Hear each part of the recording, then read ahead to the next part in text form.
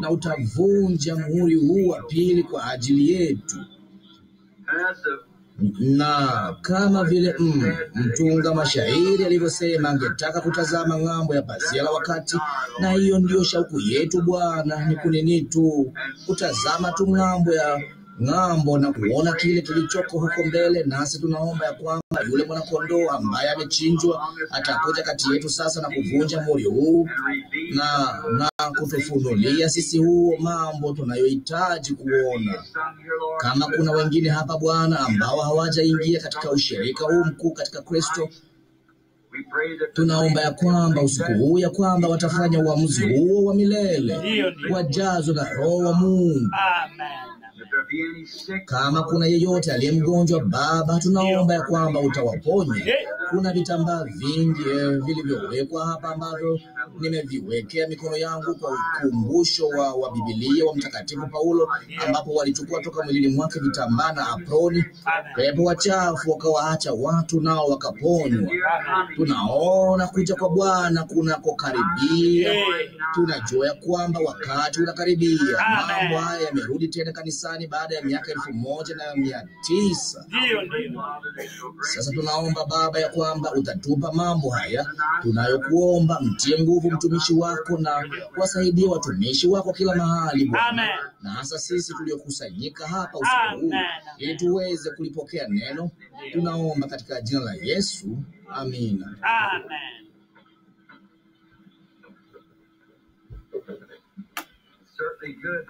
Ni vizuri kweli kurudi hapa katika nyumba ya Bwana tena usiku huu. Nami najua wengi wenu sana mmesimama na nasikitika kuhusu jambo hilo, lakini ni vigumu sasa hivi sisi kufanya jambo lolote la zaidi. Tumenini kanisa kama tumelipanua kufikia ambapo tunaweza kuingiza 3 au 4 watu 300 au 400 zaidi ndani, bali katika mikutano maalum ya namna hii huwa kuna msongamano mkubwa zaidi kidogo. Sasa nina wakati mzuri sana kwa kweli kuomba na kusoma kwa undani mihuri hii. Natumaini ninyi nanyi ni vivyo hivyo pia. Nina hakika mnafanya vivyo hivyo, na ikiwa inamaanisha kwenu sawa na inavyomaanisha kwangu, bila shaka nina wakati mzuri sana. Nami nataka kumpigia simu rafiki yangu msichana baada ya ibada, na hii ni siku ya kuzaliwa kwake. Yeye ana miaka 12 leo, Sara binti yangu. Na baadaye basi kesho kutwa itanibidi kupiga simu nyingine kwa sababu ni sikukuu ya kuzaliwa kwa Becky. Na sasa usiku huu tunajifunza kwa undani muhuri huu wa pili. Na katika hii mihuri 4 ya kwanza kuna wapanda farasi 4. Nami nawaambieni leo jambo fulani lilitukia tena. Na mimi jambo fulani ambalo mimi ninakwenda na kuchukua maandishi ya zamani niliyokuwa nayo, niliyohubiria siku nyingi zilizopita, na nikaketi tu chini pale, nami nikawazia vema, nilijitahidi sana nilivyoweza, na waandishi wengi na mambo mengi. Basi nikawazia vema, nitasoma kidogo kisha nichunguze na nione jambo hili na lile. Ndipo muda wajua, mara jambo fulani linatendeka, na ni kitu tofauti kabisa na ilivyokuwa linatokea, ni tu vinginevyo. Ndipo ninanyakua penseli upesi sana na kuanza kuandika haraka niwezavyo, wakati yeye akiwa angalipo. Ni jambo fulani tu lililotendeka yapata tu saa 1:30 iliyopita. Nilikuwa nikimwambia ndugu Woods tulipokuwa tunakuja dakika chache tu zilizopita, jambo fulani tu. Unajua kuna mambo mengi sana yanayotendeka ambayo huwezi tu kuyasema, unajua, lakini jambo fulani tu lilitukia tu hivi punde ambalo kwa kweli lilinisaidia sana. Nina rafiki mahali fulani hapa katika jumba hili. Bila shaka ni nyote ni marafiki zangu. Huyu ni ndugu Livell. Yeye ni ndugu mpendwa, naye ni mjuzi kweli wa maandiko. Dr. Livell ni mbaptisti aliye na Roho Mtakatifu. Naye ni sisemi hili kwa kumsifu, ninalisema jambo hili tu kwa sababu ninaliamini. Nadhani yeye ni mmojawapo wa wanafunzi waliosoma sana ni wajuao kati yetu, naye ameniandikia kijikaratasi kidogo hapa hivi punde, na kikaletwa hapo ndani na Bili. na Bili alipata shida ya kunisomea mimi, nami nafikiri sijakisoma, lakini nilikuwa ninataka tu kusema yale aliyosema hapa, nami ndio nimekisoma sasa hivi. Ndugu Vel, kama uko hapa, nilisoma jambo hili yapata miezi 6 iliyopita. Sina hakika, yeye alisema. Ndugu Bili, sina hakika, lakini ninaamini kwamba Polycarp alikuwa ni mwanafunzi wa Yohana Mtakatifu. Yeye ni kweli, ndivyo alivyokuwa. Nafikiri Ireneo alikuwa ni mwanafunzi wa Polycarp. Hiyo ni kweli, sawa kabisa. Ireneo alisema Yesu atarudi wakati mshiriki wa mwisho aliyeteuliwa wa mwili wa Kristo atakapoingia. Huyo alikuwa ni Ireneo, yapata miaka 400 baada ya kifo cha Kristo. Yeye alisema hapo wakati huu wa mwisho utakapofika.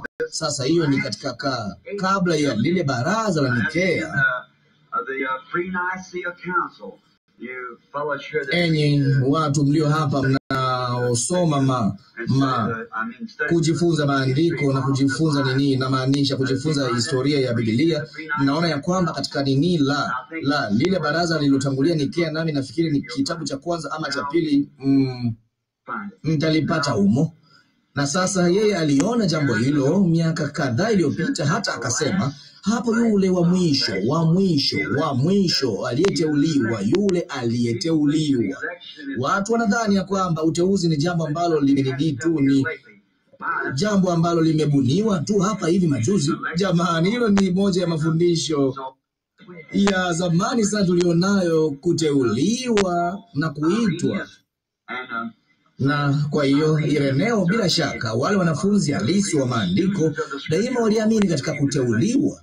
Na kwa hiyo Ireneo alikuwa ni mmojawapo wa malaika wa wakati wa kanisa, kama tulivyoona, kama tulivyojifunza. Tunaamini bila shaka sasa yote yalikuwa ni siri, yote yako hapa kabisa, yamefichwa papa hapa katika mihuri hii.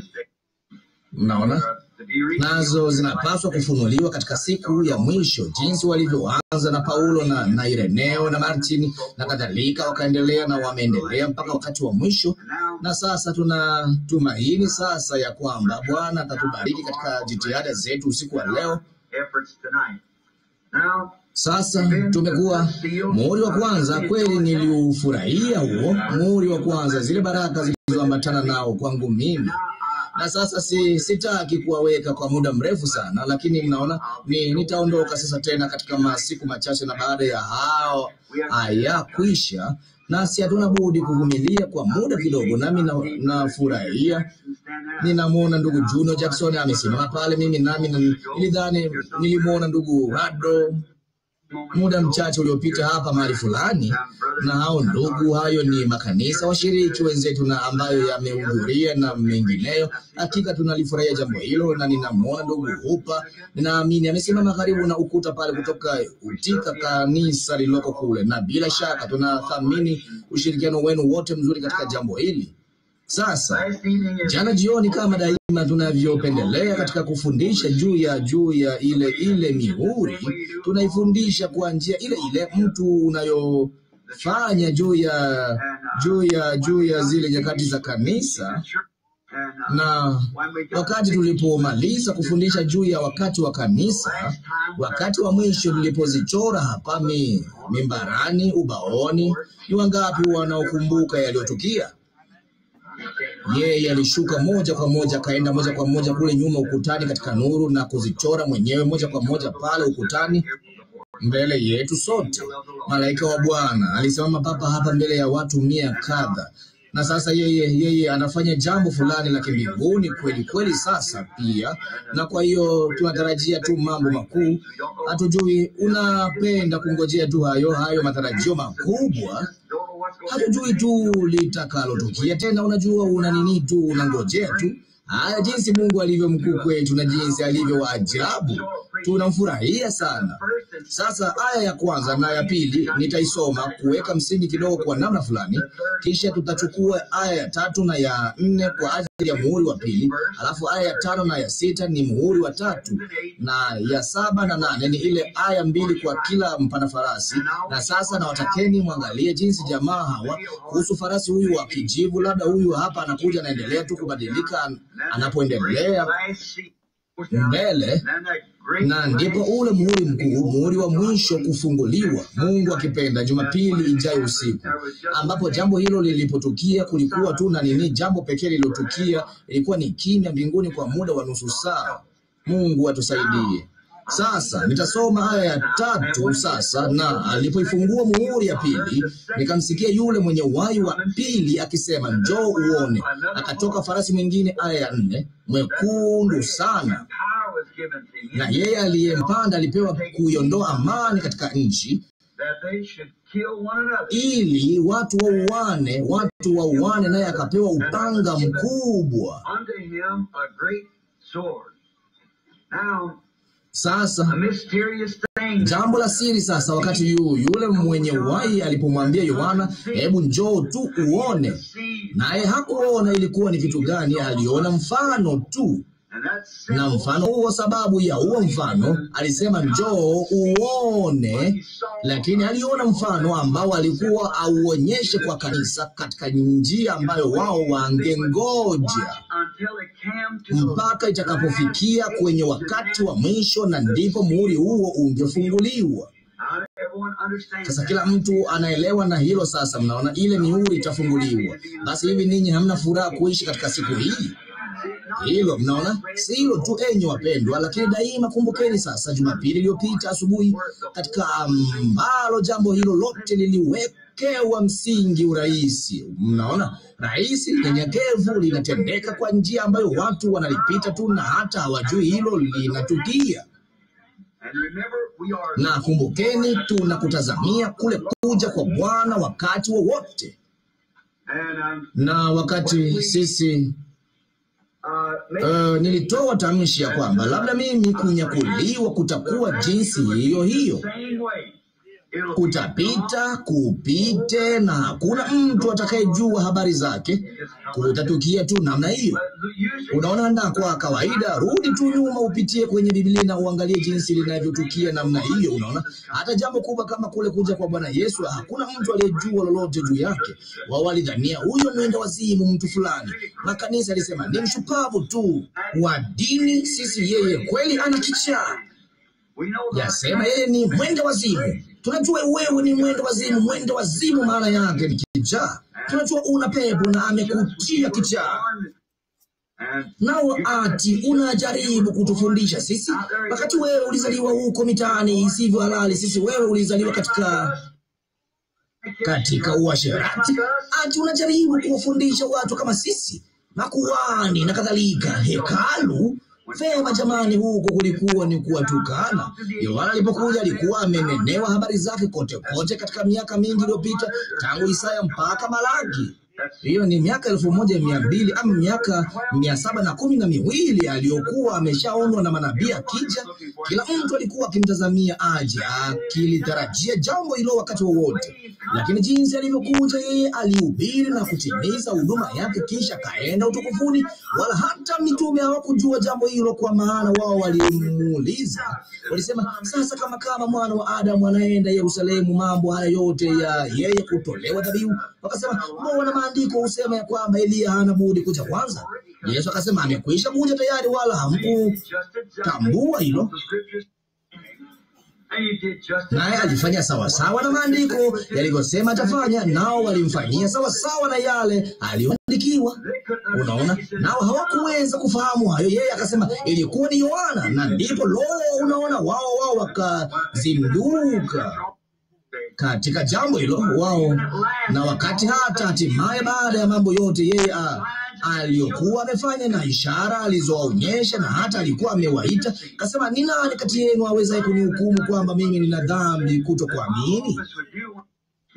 Kama sijafanya sawasawa kabisa na yale maandiko yalivyosema kwamba huduma yangu itafanya nitakapokuja duniani, basi nionyesheni mahali ambapo nimetenda dhambi. Unaona, ndipo nitawaonyesha kile mnachopaswa kuwa, na hebu tuone kama mnaamini jambo hilo au la. Unaona, angalirudi moja kwa moja na kusema, mlipaswa kuniamini mimi nilipokuja. Hawakumwamini. Unaona, kwa hiyo walitahadhari kumtegea kwenye jambo hilo. Lakini yeye alisema, ni nani kati yenu anayeweza kunihukumu mimi juu ya kutokuamini? Unaona, je, mimi sikufanya jinsi vile ilivyotakiwa? Na hata wale mitume walipokuwa njiani wakienda waliona mashaka. Tunajua vile maandiko yasemavyo. Ndipo hatimaye mwishowe wakasema, sasa tunaamini ya kwamba hakuna mtu anayepaswa kukuambia wewe, kwa maana unajua mambo yote. Sasa laiti ningaliuona uso wake. Hapana budi aliwaangalia akasema, vema, sasa mnaamini. Hatimaye limewaelea. Vema, halikupaswa kufahamika labda mpaka wakati huo, unaona. Na Mungu hufanya kila kitu sawa sawa kabisa. Unajua, ninampenda kwa ajili ya jambo hilo. Lakini sasa tunafikiri juu ya wakati wetu sasa, maana nikiendelea kuzungumzia jambo hilo hatutaingia kwenye mihuri hii kabisa.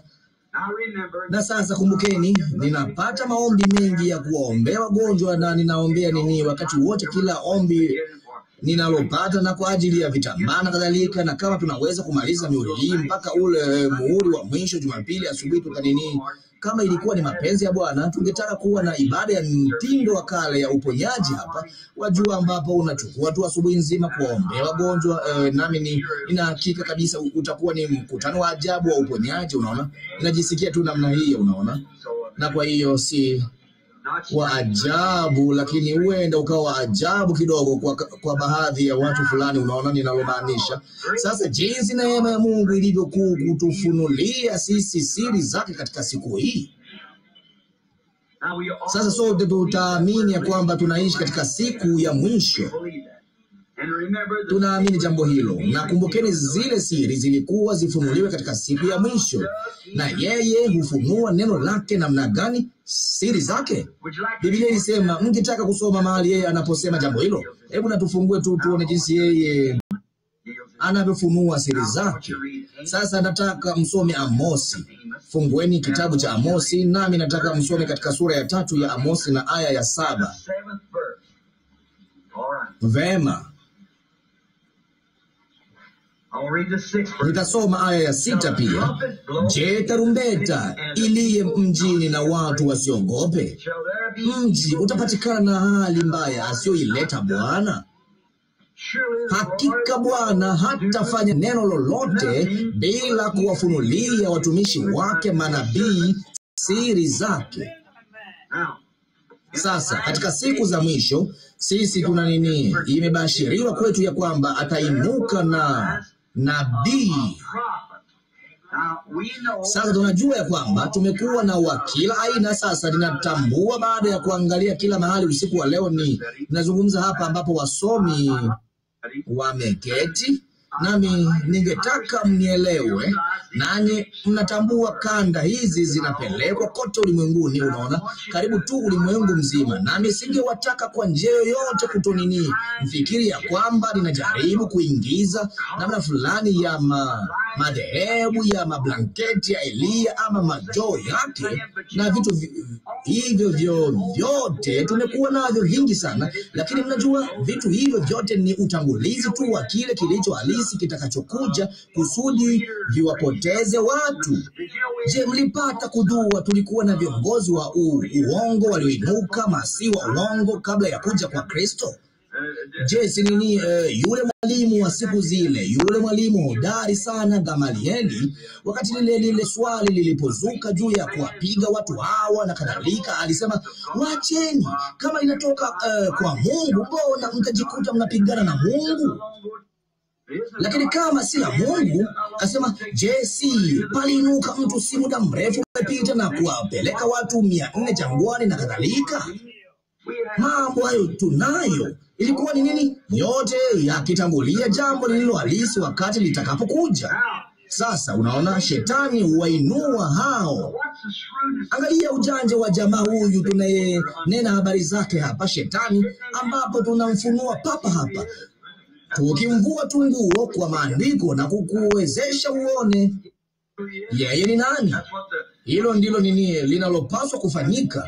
Na mnakumbuka, yeye hajajaribu kuingia na kuwa mkomunisti. Shetani hajajaribu, yeye ni mpinga Kristo. Anafanana sana, hata Yesu alisema angewapoteza walio wateule, na hao ndio waliofichwa chini ya mihuri hii, ambao majina yao yamo katika kile kitabu tangu kuwekwa misingi ya ulimwengu. Yeye ni jamaa mwerevu, na wakati anapoona jambo hili likija likitukia, ndipo anatupa kila kitu awezacho huko nje apate kukivuruga kabla akijafika pale. Je, mlijua kutakuwako na makristo wa uongo watakaoinuka katika siku za mwisho? Hilo halina budi kufuata mara baada ya ujumbe huu mkuu ambao ndugu huyu atanena habari zake, ambaye atakuja kweli ametiwa mafuta katika roho ya Eliya mara moja. Nao watamfikiria vibaya. Wengine wao watafikiri yeye ni Masihi, lakini yeye atasema kwa uthabiti, la, kwa sababu haina budi kuwa ije kama Yohana. Katika wakati wa Yohana Mbatizaji, wakati alipotoka akaenda kule kuhubiri, wao walimwambia, je, wewe ni Masihi? Wewe si yeye? Yeye akasema, mimi siye, mimi sistahili kufungua viatu vyake, lakini na wabatiza kwa maji, bali yeye atawabatiza kwa Roho Mtakatifu. Na Yohana alikuwa na hakika sana ya kwamba yeye alikuwa yuko duniani. Akasema, yeye yuko miongoni mwenu mahali fulani sasa. Lakini yeye hakumjua mpaka alipoona ile ishara ikishuka juu yake. Ndipo wakati alipoona ile nuru ikishuka na kuenea kama hua na kutua juu yake, akasema, ni yule pale, ni yeye. Lakini Yohana ndiye peke yake aliyeiona hiyo. Unajua, Yohana ndiye tu aliyeisikia ile sauti. Hao wote wengine pale hakuna hata mmoja aliyeisikia. Lakini basi wakati yule mtumishi halisi wa kweli anapokuja, ukiwako na maigizo yote ya jambo hilo ni kwa makusudi ya kuangaisha akili za watu. Shetani hufanya jambo hilo, na wale wasioweza kupambanua kweli na uongo wanajikwaa na kuanguka tu. Lakini walio wateule hawatakwazika. Biblia ilisema yeye hataweza kuwapoteza walio wateule. Na sasa kabla tu ya kule kuja kwa Kristo, Biblia ilisema makristo wa uongo watatokea. Nao watadai kwamba wao ni Kristo, na watasema, tazama, watu wanasema yeye yuko jangwani. Msiamini jambo hilo. Tazama, yeye yuko katika chumba cha siri.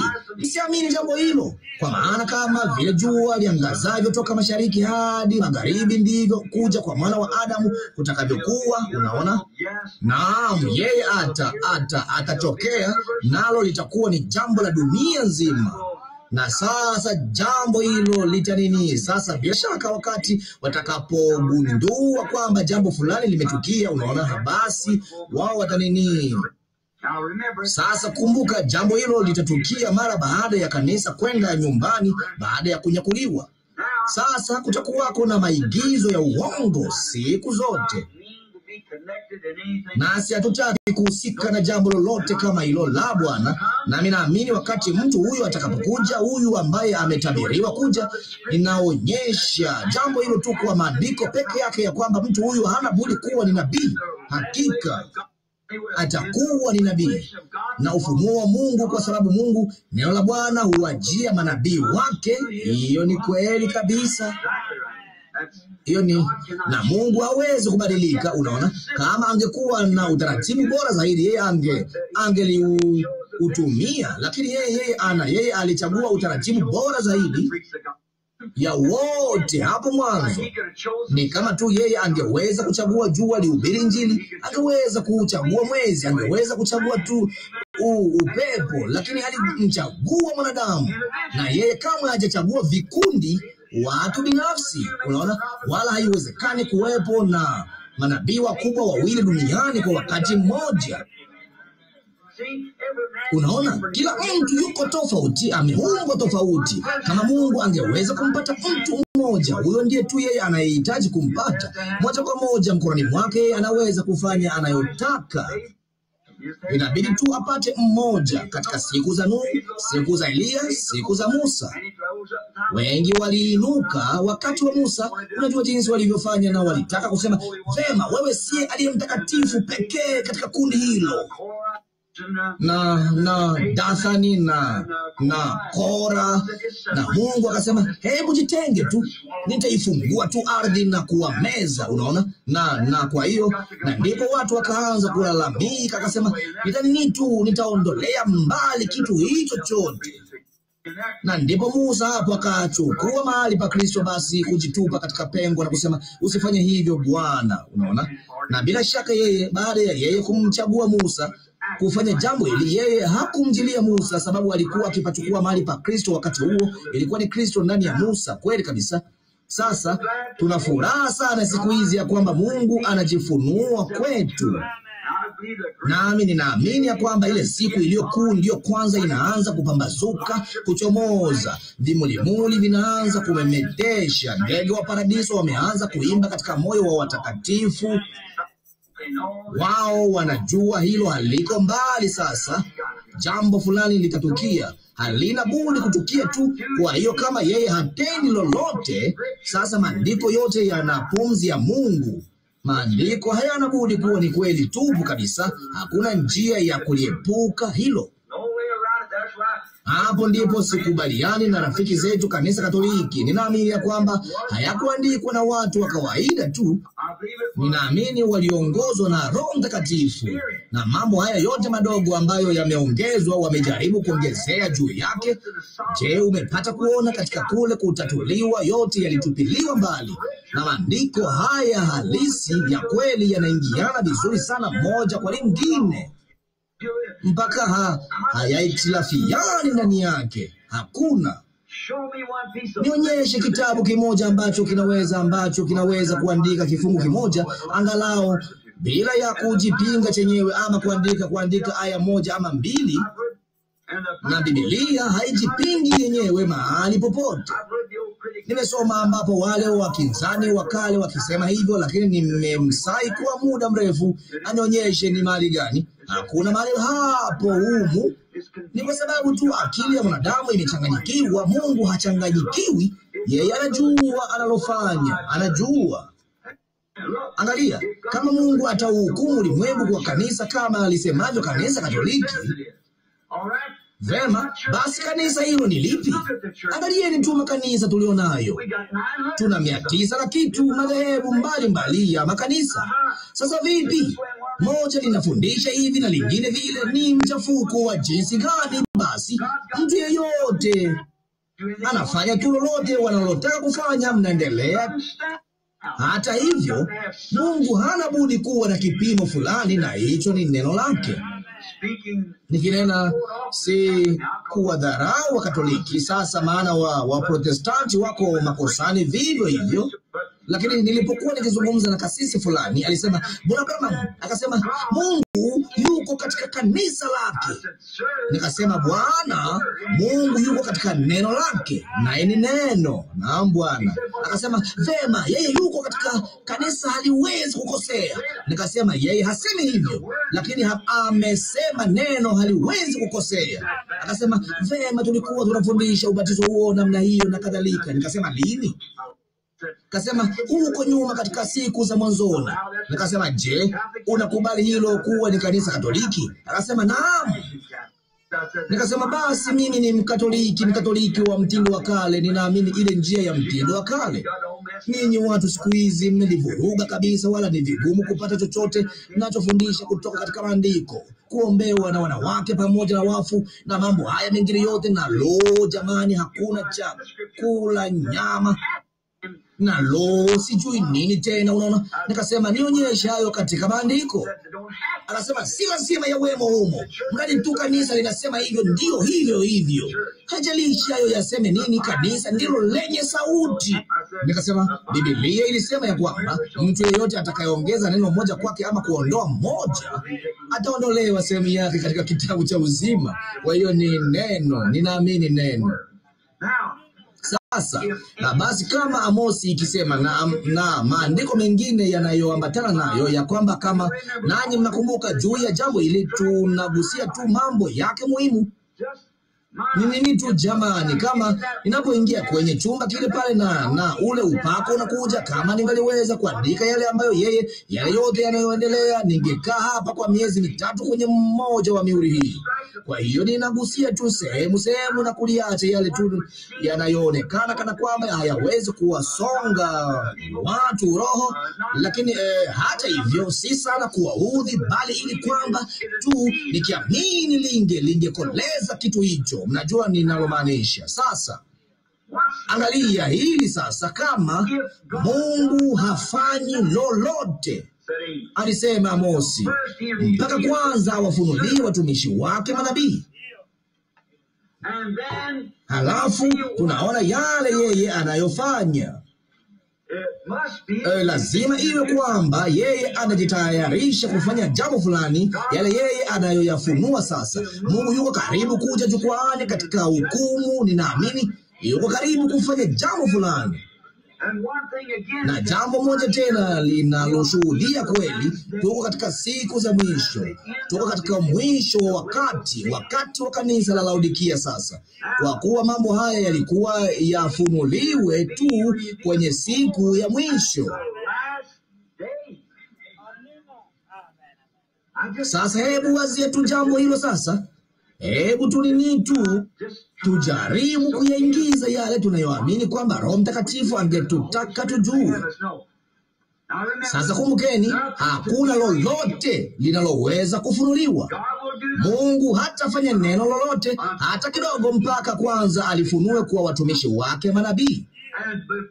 Na kabla ya yeye hajafanya neno lolote, ulifunua. Na hapo anapolifunua, unaweza kukumbuka jambo hili, jambo fulani liko njiani. Unaona, linafunuliwa. Na mambo haya tunayozungumza juu yake yalikuwa yafunuliwe katika siku ya mwisho, kabla tu ya ile baragumu ya mwisho.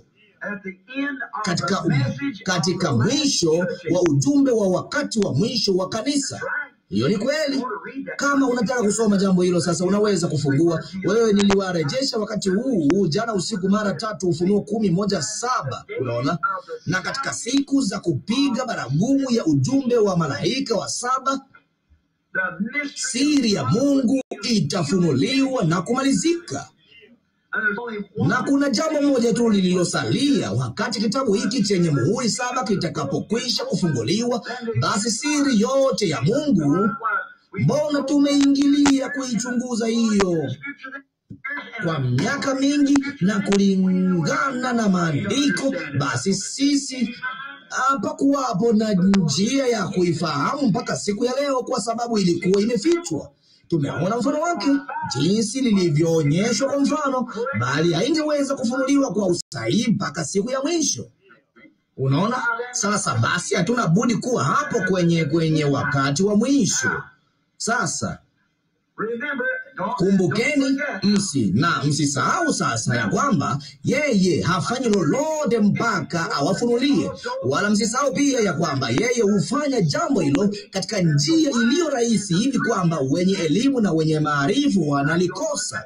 Sasa kama mkitaka kuandika jambo hilo ni Mathayo 11:25 hadi 26. Pia kumbukeni, yeye hafanyi neno lolote mpaka awafunulie.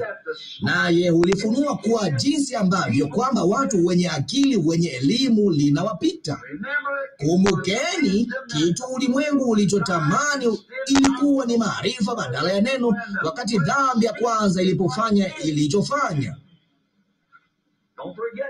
Msisahau jambo hilo sasa. Jinsi tunavyopaswa kuwa watu wenye shukurani kuwazia jambo hilo. Sasa angalieni tu mambo yanayotendeka. Angalieni mambo ambayo yeye ametuambia. Angalieni hapa maskanini, ninyi watu ambao tulikulia hapa.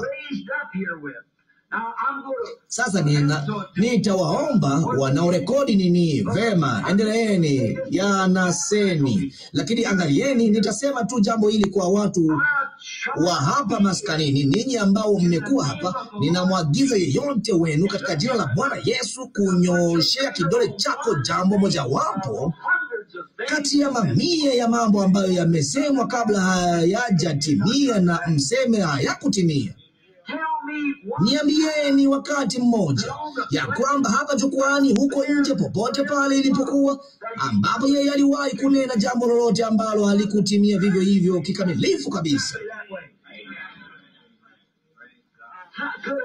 Vipi? Je, mawazo ya mwanadamu yangeweza kuwa namna hiyo? Hasha. Wakati yeye alipotokea kule chini mtoni miaka 33 iliyopita, ifikapo Juni hii ijayo katika namna ya nuru. Ninyi watu wa zamani mnakumbuka ya kwamba niliwaambia tangu nilipokuwa mvulana mdogo, sauti ile na nuru ile. Na watu walidhania kidogo nimerukwa na akili. Bila shaka labda ningaliwazia jambo lile lile kama ni mtu fulani amesema jambo hilo, lakini sasa haiwapasi kushangazwa nalo sasa. Na kanisa halijashangaa tangu mwaka wa 1933 kule chini mtoni, siku ile ambako nilikuwa nikibatiza mamia ya watu. Ninakumbuka yule mvulana wa Mara alichoniambia. Alisema, unaenda kuwatumbukiza hao watu Bili. Maskini Jimmy Mara hapa chini, nafikiri amekufa sasa.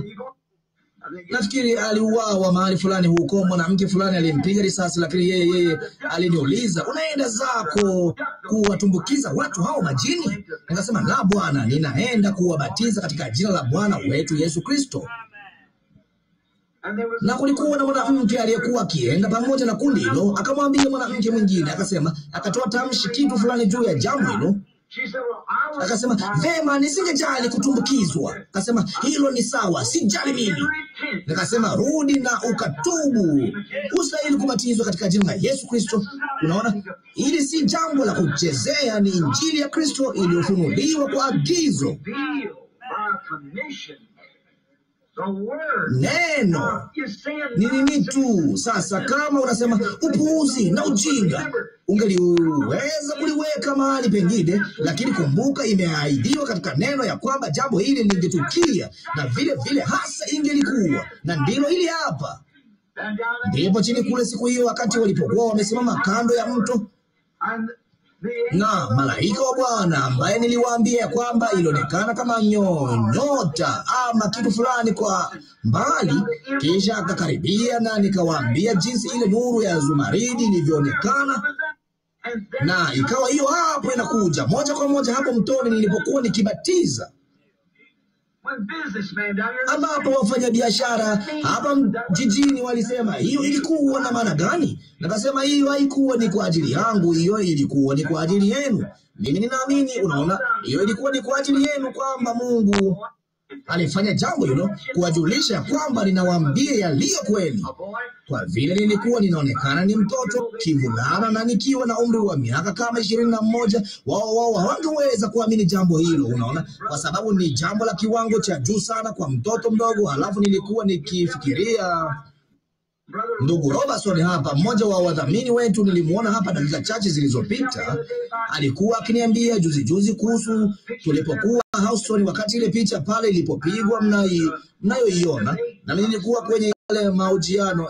Nilikuwa nimeanza kusema jambo fulani kuhusu hiyo juzi usiku. Ndugu Roy alikuwa ndiye pekee, pamoja na mtu mmoja mwingine zaidi, alikuwa ndiye mtu pekee katika kundi aliyekuwa na kinasa sauti. Kilikuwa ni kimoja cha vile vinasa sauti vya kale vya waya. Ninamuona ndugu Robertson sasa pamoja na mkewe. Kwa hiyo na huyu bibi Robertson alikuwa mgonjwa. Ndugu Roy alikuwa askari mzoefu wa vita wa siku nyingi, na miguu yake alilipuliwa, nao wakamweka sehemu fulani huko afe. Yeye alikuwa afisa katika jeshi, na bunduki ya Kijerumani ya 88 ilikipiga kifaru hiki ambamo alikuwa na karibu imuue mtu huyo na kumpasua vipande. Wakamtoa nje afie huko kwa muda mrefu, nao walisema hangeweza kutembea hata kidogo, kwa sababu miguu yote miwili ilikuwa imekatwa, mishipa yake ya fahamu na kadhalika. Jamani, yeye karibu anaweza kunishinda katika kutembea. Lakini ilikuwa ni kitu gani? Kulikuwa na kitu fulani alichoona, ndipo kaenda Houston, naye alikuwa akiniambia juu ya mkewe. Na ndugu Robertson ana waya, atauunganisha kwenye kinasa sauti, na baada ya ibada hapa kuisha vema, atawafungulieni nyote hiyo kanda na tumaini. Na kwenye kile kinasa sauti cha kale cha waya pale amenasa ibada zangu zilizofanyika Houston. Na halafu basi mkewe yeye alisema anazo pale, wala yeye hakutambua jambo hilo mpaka hivi majuzi. Mama huyu alikuwa na huzuni sana, alikuwa mgonjwa, naye alitaka kuingia kwenye mstari wa maombi. Wao hawakunijua mimi hata kidogo, nami sijawahi kuwaona maishani mwangu. Kwa hiyo alikuwa amesimama karibu na dirisha siku hiyo, akiangalia nje, akiwa na moyo mzito sana, unajua, na amefadhaika, na akitamani sana apate kadi ya maombi ili aingie mstarini. Na ilitukia kwamba usiku huo akaingia kwenye mstari wa maombi, ama usiku uliofuata ama kitu kama hicho, ninaamini usiku huo ndipo akaingia mstarini, na wakati alipokuja jukwani, Roho Mtakatifu akamwambia akasema, sasa wewe hutoki hapa, umetoka katika mji unaoitwa New Albany. Kisha akasema, ulikuwa umeketi karibu na dirisha leo ukiangalia nje, huku umefadhaika sana kuhusu kupata kadi ya maombi.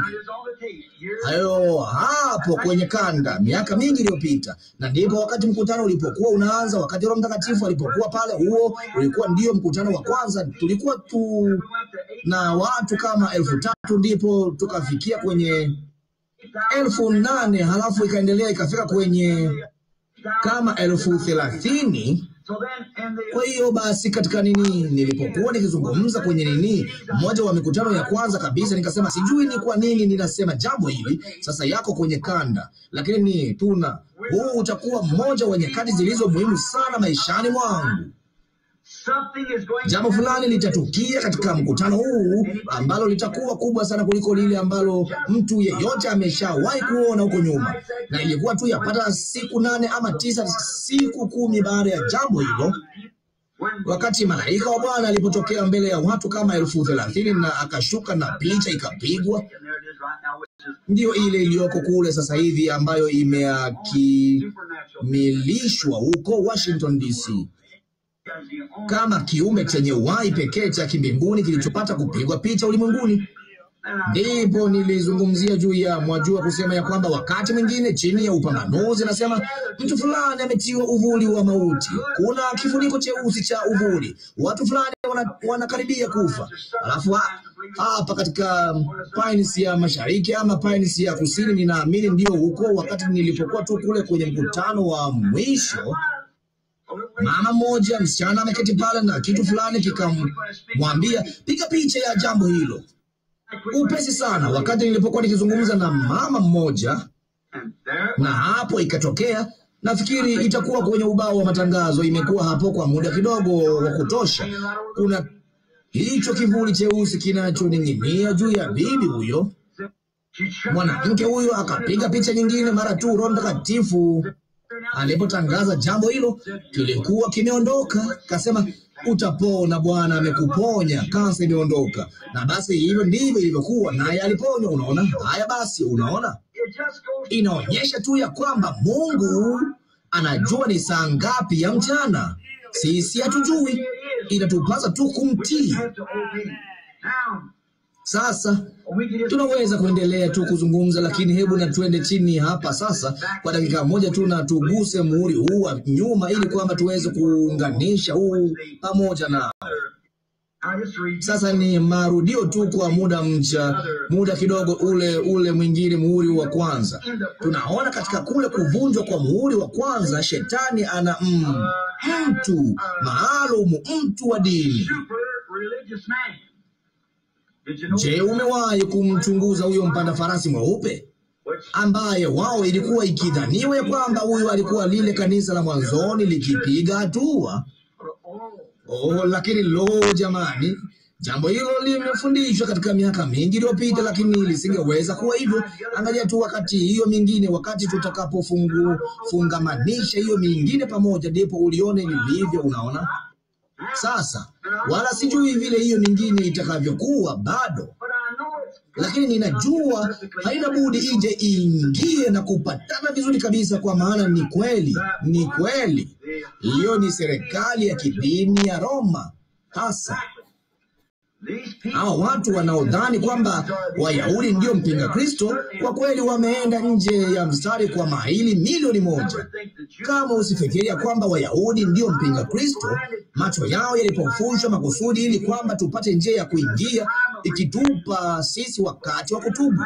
Lakini mpinga Kristo ni mataifa, kweli kabisa. Ni mtu fulani mwigizaji wa kweli, mpinga dhidi.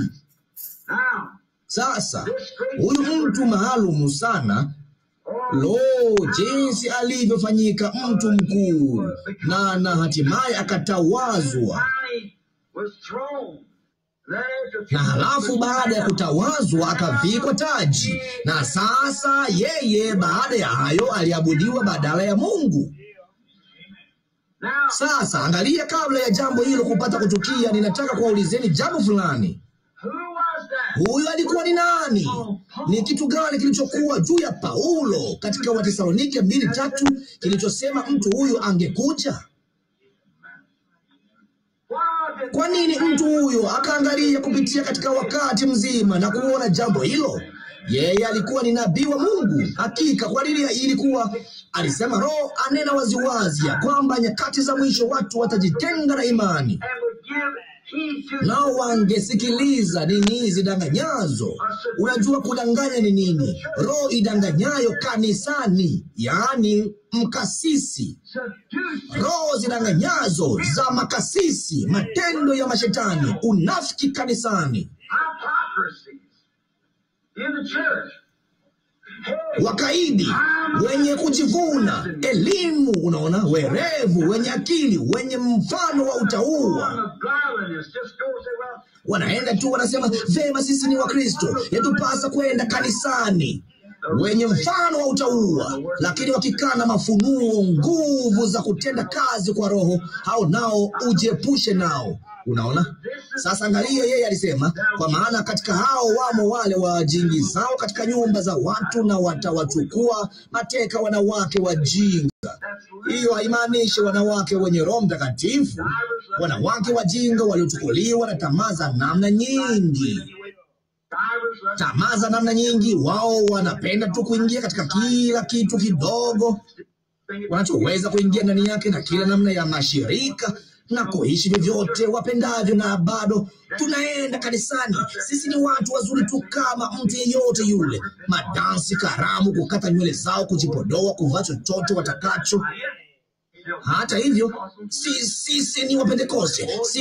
Sisi ni wazuri tu kama mtu mwingine yote. Lo, kazi zako mwenyewe zinakutambulisha. Angalia. Lakini alisema watu walioharibika akili zao kuhusu ile kweli. Kweli ni nini? Neno ambalo ni Kristo. Kuhusu ile kweli. Lo, unafanya wewe ni mkandamizaji wanawake. Wewe ni mchukia wanawake. Wewe unafanya hili lile. La, Bwana, hiyo si kweli. Huo ni uongo. Mimi si wachukii wanawake. La, Bwana, wao ni dada zangu kama wao ni dada, lakini jambo ninalo nini? Upendo usahihisha. Kama usahihishi si upendo. Kama usahihisha, basi kama ni upendo ni upendo wa fileo wala si wa agape. Kweli nitakwambia, wao wanaweza kuwa na upendo kidogo wa fileo kwa ajili ya mama fulani mwenye sura nzuri, lakini upendo wa agape ni jambo lingine. Huo ni upendo unaonyoosha jambo hilo na kukutana na Mungu huko mahali fulani tunakoweza kuishi milele. Unaona, mimi sikumaanisha jambo hilo labda kwa jinsi vile lilivyosikika, lakini mnajua yale ninatumaini mnafahamu vema. Sasa lakini kumbukeni, alisema kama vile Yane na Yambre walivyopingana na Musa, vivyo hivyo na hawa watapingana, lakini upumbavu wao ulidhihirika mara moja. Kwa nini? Wakati Musa alipoagizwa kufanya jambo fulani lililoonekana ni la kimapinduzi sana, lakini alishuka akaenda kule mwaminifu tu kama alivyoweza kuwa, ndipo Mungu akamwambia achukue hii fimbo hii na kuitupa chini na ingegeuka iwe nyoka. Ndipo yeye akafanya jambo hilo, kumwonyesha jambo ambalo lingetukia, na mbele ya Farao alisimama pale kama vile tu Mungu alivyokuwa amemwagiza, na akatupa chini ile fimbo yake, ndipo ikageuka kuwa nyoka. Na hapana shaka Farao alisema hii la rahisi ya kichawi. Ndipo anaondoka kwenda na kuwaleta Yane na Yambre wake, akasema tunaweza kufanya mambo hayo sisi pia. Ndipo akatupa ile fimbo chini, nazo zikawa nyoka. Sasa Musa angefanya nini? Ilikuwa ni kitu gani? Ilikuwa ni kuonyesha ya kwamba kila kitu halisi cha Mungu, Ibilisi ana igizo lake. Wao wanaiga ili kuwaondosha watu njiani. Musa alifanya nini? Acha aseme vema, nadhani nilifanya kosa, afadhali nirudi. Yeye alisimama kimya tu, kwa kuwa alikuwa ametekeleza agizo lake kikamilifu. Halafu muda si muda, unajua, nyoka wa Musa kamla yule mwingine.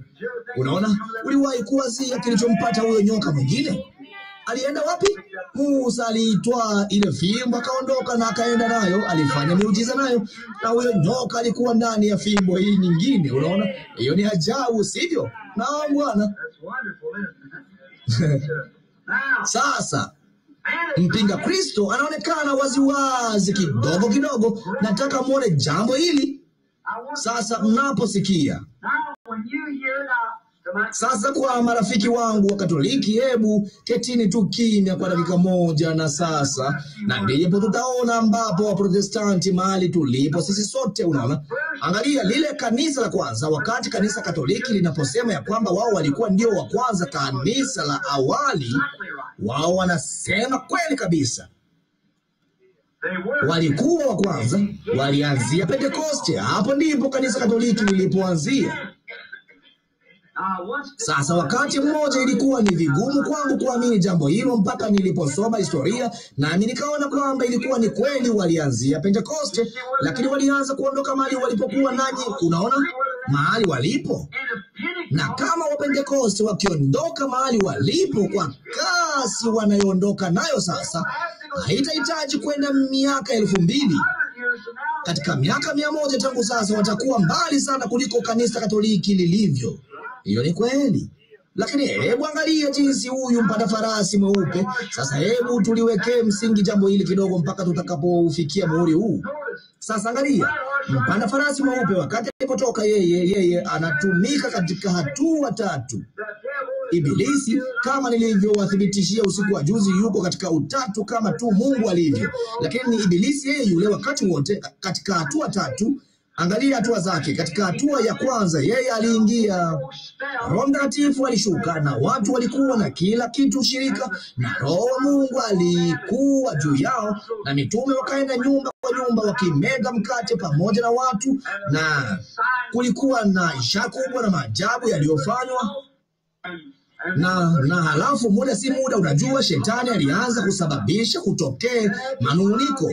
Basi baada ya kitambo kidogo, hawa watumwa na maskini wa nchi waliompokea Roho Mtakatifu walienda mahali mbalimbali wakishuhudia, wakawashuhudia bwana zao.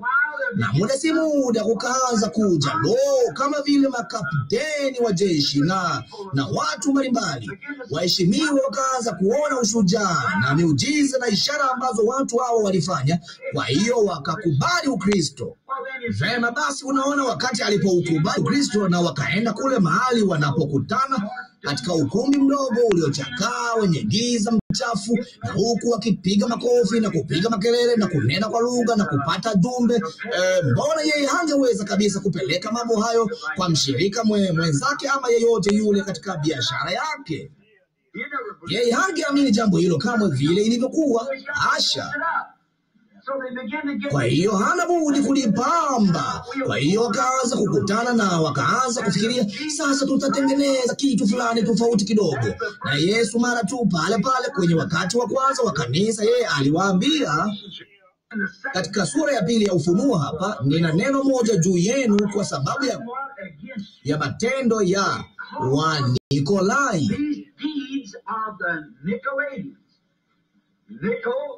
Nikao kushinda wafuasi.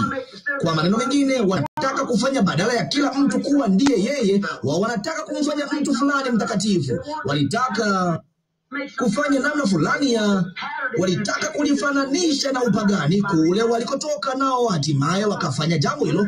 Sasa angalia kwanza Unikolai. Unikolai uliitwa katika Biblia upinga Kristo, kwa maana ulikuwa ni kinyume cha fundisho la asili la Kristo na mitume. Sitaki kutaja jina la mtu huyu, yeye ni mtu mashuhuri, lakini nilikuwapo kwenye mkutano wake hapa miaka michache iliyopita, naye alijua niko hapo kwa maana nilikuwa nimempa mkono, naye alisema, unajua tuna wale siku hizi wanaowaita wa Pentekoste. Naye akasema wao wanategemea kitabu cha Matendo. Basi akasema, unaona, Matendo ilikuwa ni fremu tu ya kanisa. Ungeweza kuwazia mtu ambaye amekwisha kuisoma Biblia, mzee hodari, na amesoma Biblia jinsi mtu huyu alivyofanya, halafu angetoa tamshi kama hilo.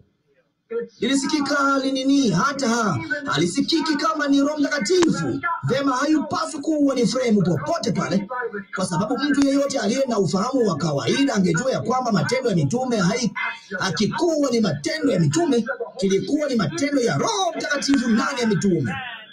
Ili amjue jinsi tulivyolinganisha jambo hilo kwenye nyakati za kanisa, hao wenye uhai wakiketi pale wakililinda lile sanduku la agano pale. Mathayo, Marko, Luka na Yohana wamesimama pale wakilinda hilo, na ndani mle ndivyo ilivyotendeka kama matokeo ya maandishi ya Mathayo, Marko, Luka na Yohana. Hicho ndicho ule mti ulichochipusha tawi lake la kwanza, na hivyo ndivyo ilivyotendeka. Na kama mti huo ukipata kuchipusha tawi lingine, wao wataandika kitabu kingine cha matendo nyuma yake, maana unaona uhai ule ule hauna budi kuwa katika jambo lile lile. Kwa hiyo sasa, siku hizi tunapoangalia kwenye makanisa yetu ya kimadhehebu, ya Kimethodisti, ya Kibaptisti, ya Kipresbiteri, ya Kiluteri, kanisa la Kristo linavyoitwa, na Wapentekoste na kadhalika, tunaona wapi jambo hilo? Ulioni? Nitakubali ya kwamba Wapentekoste ndio walio na jambo lililo karibu sana nalo waliopo, kwa maana wao wako hapa juu. Katika wakati wa kanisa la Laodikia, wao walikuwa na kweli na wakaikataa, wakawa vuguvugu nayo, ndipo Mungu akawatapika kutoka katika kinywa chake. Hiyo ni kulingana na maandiko kabisa. Huwezi kuyafanya hayo maandiko yaseme uongo. Unaona, yatakuwa ya kweli daima. Usijaribu kunini. Jambo pekee, usijaribu kupatanisha mawazo yako kwenye ama maandiko kwenye wazo lako, lakini jipatanishe wewe mwenyewe na maandiko. Hivyo ndivyo basi unavyoambatana na Mungu. Haidhuru itakubidi kupunguza kiasi gani ama kuweka kando, jipatanishe na hilo. Unaona, angalia kile alichofanya wakati aliposhuka mara ya kwanza. Vema, kama Mungu alitenda namna hiyo mara ya kwanza, hana budi kutenda namna hiyo mara ya pili. Hana budi kutenda namna hiyo kila wakati, au alitenda vibaya mara ya kwanza. Unaona, sisi kama wanadamu tunaweza kukosea.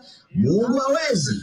Uamuzi wa kwanza wa Mungu ni mkamilifu, na jinsi alivyochagua kufanya mambo, hakuwezi kuwa na njia nyingine, njia bora zaidi. Yeye hawezi kuifanya bora zaidi kwa sababu ni kamilifu kwanza. Kama si kamilifu, basi yeye si asiye na kikomo, na kama yeye hana kikomo, basi yeye ni anayejua yote. Na kama anajua yote, basi yeye ana nguvu zote. Amina. Hana budi kuwa namna hiyo apate kuwa Mungu. Unaona, kwa hiyo huwezi kusema sasa yeye amejifunza zaidi. Hakujifunza zaidi.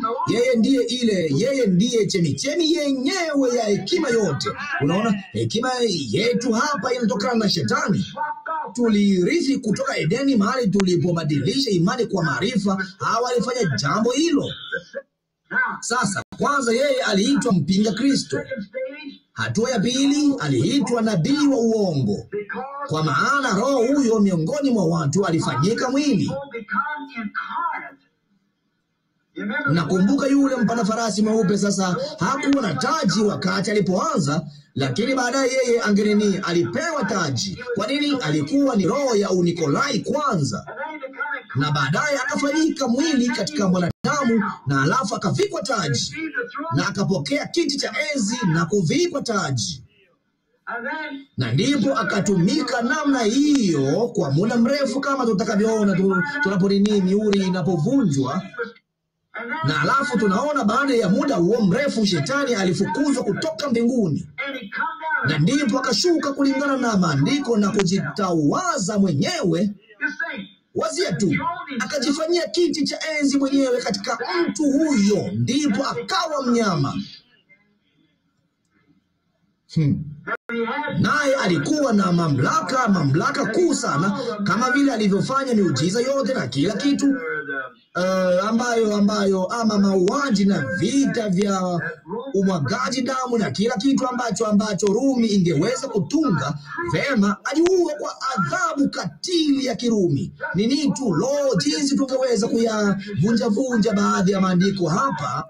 Kumbukeni, Yesu Kristo alikufa chini ya adhabu ya Rumi, adhabu ya kifo.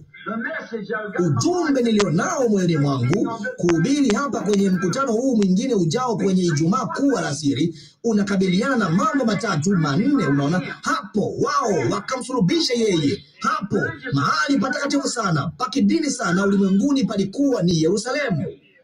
Wao watu wanaodhaniwa kwamba ndio walio watakatifu sana ulimwenguni, Wayahudi. Hapo wao wanamsulubisha, adhabu katili sana ambayo Rumi ingeweza kutoa, kumsulubisha yeye. Nini? Mtu mkuu sana aliyewahi kuishi. Hapo wao wakamsulubisha yeye. Lo, jamani, Mungu anisaidie kutikisa kwenye lile kundi la wafanyabiashara mpaka waweze kuona mahali wanaposimama. Vema, sasa si kwamba nataka nitofautiane, si kwamba nataka niudhi mtu, lakini nilitikisa hilo mpaka hao ndugu waweze kuona ya kwamba watu wao mashuhuri na mababa watakatifu na mambo wanayoandika kwenye gazeti hili la wafanyabiashara ni upuuzi. Wakristo hawapaswi kumwita mtu yeyote baba. Wanaanza jambo hilo. Nimejaribu kuwasaidia katika kila jambo ninaloweza kufanya. Unaona sasa mahali kanda hii inapokwenda. Kwa hiyo nimemaliza. Kweli sitahusika na uhusiano wowote na jambo hilo. Vema, kwanza kumbukeni Kristo kwanza kama Unikolai. Wakati wa Unikolai uliomba nini? Waliomba watoke kwenye kundi hilo la watu wanaopiga makelele na kupiga makofi na kuonekana kama aibu, kama walivyofanya Pentekoste, kutenda kama walevi, wakiumbayumba katika roho na kadhalika. Hawakutaka upuuzi kama huo, walisema walikuwa wamelewa.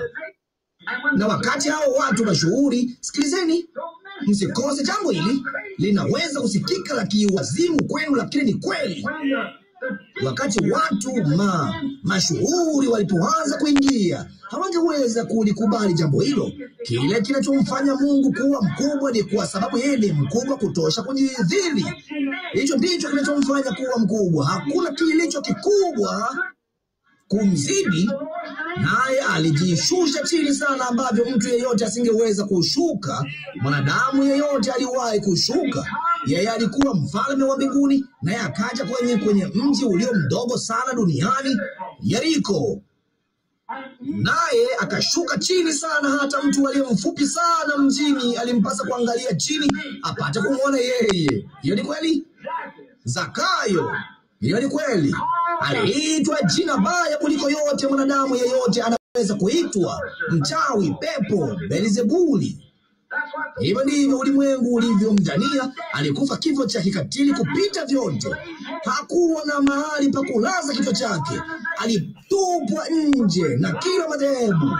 Lakini wakati Mungu alipomwinua juu sana hata inambidi kuangalia chini apate kuona mbinguni. Unaona jinsi Mungu katika unyenyekevu, unaona, naye akampa jina lililokuu sana, hata jamaa yote ya mbinguni inaitwa kwa jina lake, na kila jamaa ya duniani, jamaa yote ya duniani inaitwa Yesu.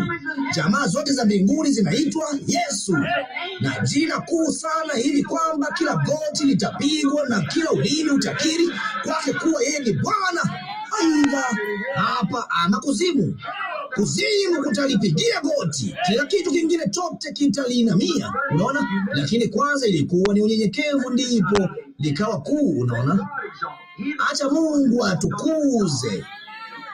Yeye ajidhilie, Mungu atamkweza. Unaona, sasa tunaona hii roho ya nikao ilitaka maarifa, ina akili zaidi, ilibidi ilijadili kama ilivyokuwa katika Edeni, kujadili dhidi ya neno la Mungu kwa hekima, nalo kanisa likashawishika kwa jambo hilo. Ilikuwa ni nini? Sasa hebu na tuseme tulichukue kanisa hili hapa na tuchukue kundi la watu kama tulivyo sisi, kama hukuwa umejazwa kabisa roho, na hebu na tuchukue tuseme sasa, sina kitu dhidi ya meya wa mji wetu. Sidhani kama ninamjua Bwana Botof. Je, yeye angali ni meya Bwana Botof? Unaona, si ni Bwana Botof ni rafiki wangu mzuri, unaona. Lakini tuseme meya wa mji na jeshi lote la polisi na majemedari wote, nao wote waje hapa. Muda si muda, mnajua, kama wana kitu kidogo tu kichwani mwao na kuanza kuzungumza na halmashauri na watu wa hapa karibu na kusema, sasa mnajua nini, jambo hili linapaswa kuwa tofauti. Kama ninyi hamjajazwa Roho na muwe na mtu aliyejazwa na Roho kabisa nyuma ya mimbara, muda si muda, unajua, mtakuwa mnakubaliana na hoja zao, labda si kizazi hiki, labda katika kizazi kijacho. Na hivyo ndivyo ilivyoanza kuingia. Unaona kwa nini wao walikuwa wakisema, angalia hapa, ni jambo zuri, ninyi mngesikiliza. Tuseme mtu aje hapa ambaye angeweza kusema, kanisa hili ni dogo sana, hebu na tujenge kanisa kubwa. Nitawajengeni moja hapa, litagharimu kiasi fulani cha fedha, $250,000. Litajengwa pale. Nitatangaza jambo hilo kwenye redio. Wakifanya jambo hilo, basi wamewapata mara 9 ya 10. Najua mmoja wa watu wa aina hiyo. Muda si muda, mnajua, basi kama akifanya jambo hilo, yeye anaendeleza mambo kwa manufaa yake.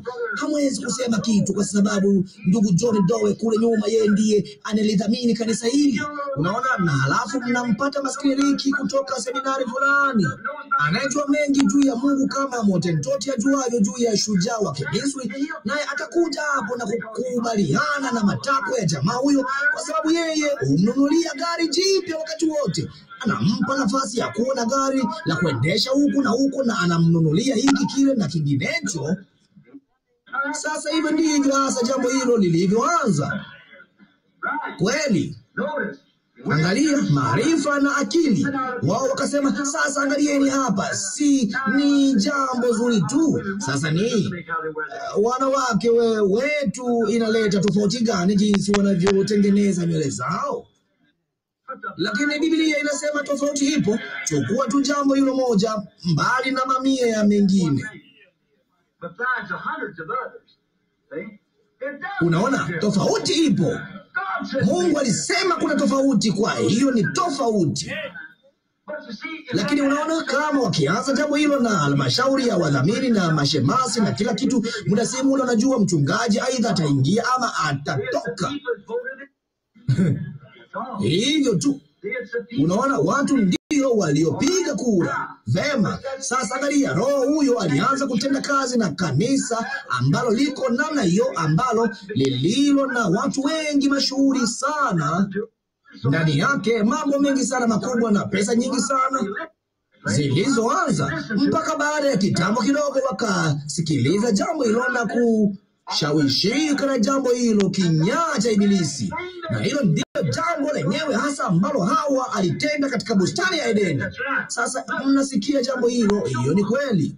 Angalia, mwanamke wa kawaida, bibi harusi wa Adamu, kabla yeye hajamjia kama mke, alishawishiwa na njama za Shetani dhidi ya neno la Mungu kwa kulioji hilo.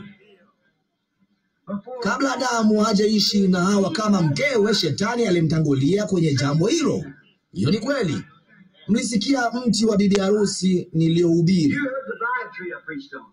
Huo unanena habari zake. Unaona vema. Sasa angalia hapo, Hawa alianguka kwa ajili ya kutoa hoja.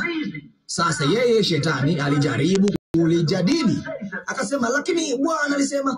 Akasema, lo, unajua, lakini kweli Bwana hatafanya jambo hilo. Unaona, wewe unahitaji kuwa na maarifa, unahitaji kujua jambo fulani. Mbona wewe si kitu ila mtoto aliyebubu? Unaona, unapaswa kujua jambo fulani. Kama huyo si Shetani, lo jamani, kama huyo si mmoja wa Hawa wa kisasa, unaona, lo, wao ni kundi la watakatifu wanaojiviringisha tu. Usiwajali, unaona, usiende, unaona. Sasa bibi harusi wa kawaida na wa kwanza wa jamii ya binadamu, kabla mumewe hajamjia, alianguka kutoka kwenye neema kwa kusikiliza uongo wa Shetani, baada ya Mungu kumwekea ngome nyuma ya neno lake. Laiti angalikaa nyuma ya neno, angalianguka. Sasa hayo ni mambo ya kawaida. Uone mwanamke wa kawaida. Na laana ilikuwa ni nini? Lile laana halisi la kutoka nyuma ya neno la Mungu. Sasa kumbuka, yeye aliamini kama 98% yake, lakini inataka tu kuachilia jambo moja tu. Unaona, yeye aliamini mengi sana ya jambo hilo. Bila shaka yeye alisema jambo hili na shetani angekubali ya kwamba hilo lilikuwa ni kweli. Kama anaweza tu kukupata kwenye kona moja, hivyo ndivyo tu anavyotaka. Unaona, jambo tu unalopaswa kufanya ni kuitikisa risasi kidogo upande huu na itakosa shabaha. Unaona, ni hivyo tu. Sasa yeye aliamini mengi sana yake, lakini hata hivyo akalikosa. Sasa na matokeo, kwa sababu yeye aliliacha neno kwa sababu ya hoja moja ndogo sana. Vema, tuseme sasa, vipi kuhusu wanawake? Au kwa nini unataka kuzungumza juu ya jambo kama hilo? Hakika lolote la hayo mambo madogo, kuna tofauti gani kama ikiwa ni ushuhuda wa kwanza? Kuna kitu kwake, alina budi kunyoshwa. Tumelidhania hilo katika nyakati 7 nzima za kanisa karibu. Lakini saa imewadia wakati Mungu analinena. Wala yeye halineni tu, lakini analionyesha na kulithibitisha na kulihakikisha. Hiyo ni kweli. Kama yeye hafanyi hivyo, basi si la Mungu. Hivyo tu Mungu husimama nyuma ya neno lake. Angalia sasa, mwanamke wa kawaida alisababisha mauti ya kawaida kwa sababu alisikiliza hoja. Kujifanya